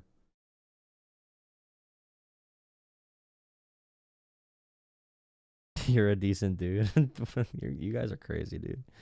Gotta chill out. You don't have balls? You're right. I lost them. I don't know where they went. The ruling class? Yeah, Elon Musk, Mark Zuckerberg, and Jeff Bezos hate. They're not ruling class. They're your friends. They're your friends. All right, guys. See, I'm independent media. You are dependent on media. Sorry. Oh, sorry, Kate. John.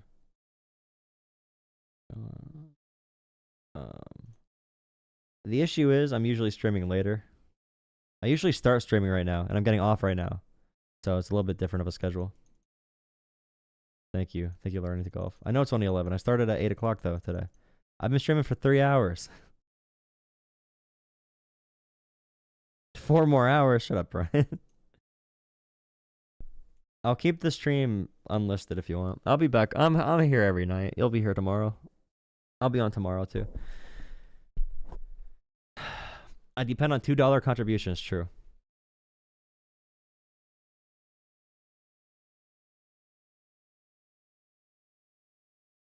$2 to make rent, yeah.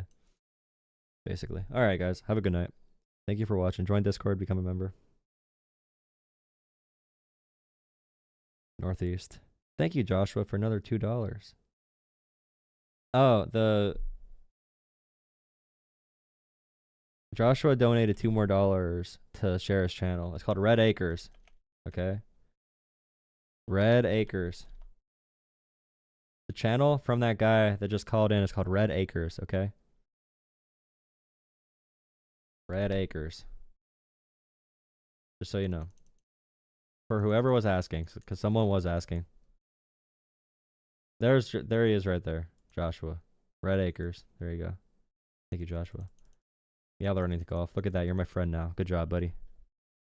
Now we're on the same team, you robot. I appreciate you. Thank you for watching. Good night, guys. I say good night a lot because I want to make sure I talk to everyone. But the streams are getting too big to say goodbye to everyone. Register it as a DBA. I have a business Venmo and PayPal and Cash App and all that kind of stuff. I'll have to look into that then.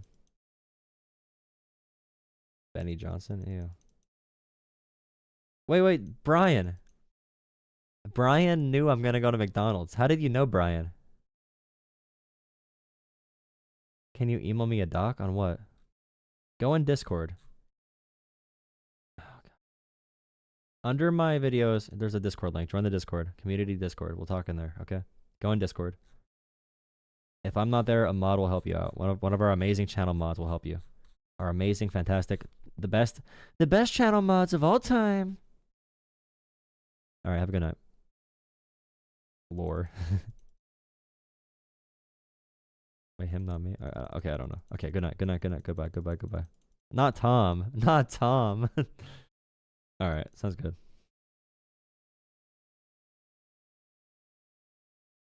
I was gonna raid Tom, but Tom never raids me, so how would I raid him?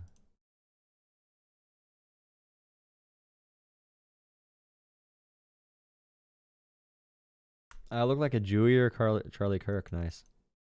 By the way, I am 50 times more attractive than Charlie Kirk. I am a million times more attractive than Charlie Kirk. Charlie Kirk is negative attractive. Like, it's not even a thing. All right. Have a good night. I am a poor child. Give me money. Become a channel member. If your name's not green, you're mean. If your name is blue, you're fine. See you in Discord. All right, I said that 10 times. Good night. Own it. Scarecrow, you're crazy. I can't say goodnight to everyone's individual names anymore. It's so sad. Suffering from success, bro. Suffering from success. I can't individually say goodbye to everyone in the stream. Alrighty. Good night. Oh my god, dude. Here, let me do this real quick.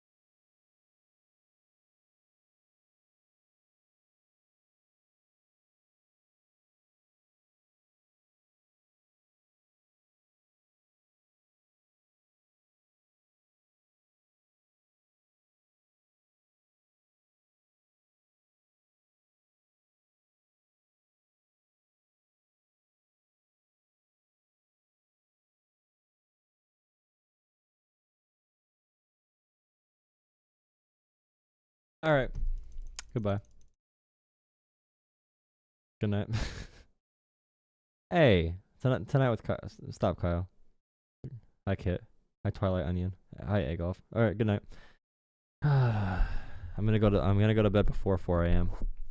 I gotta start working again soon, so I have to go to bed earlier. All right. Good night.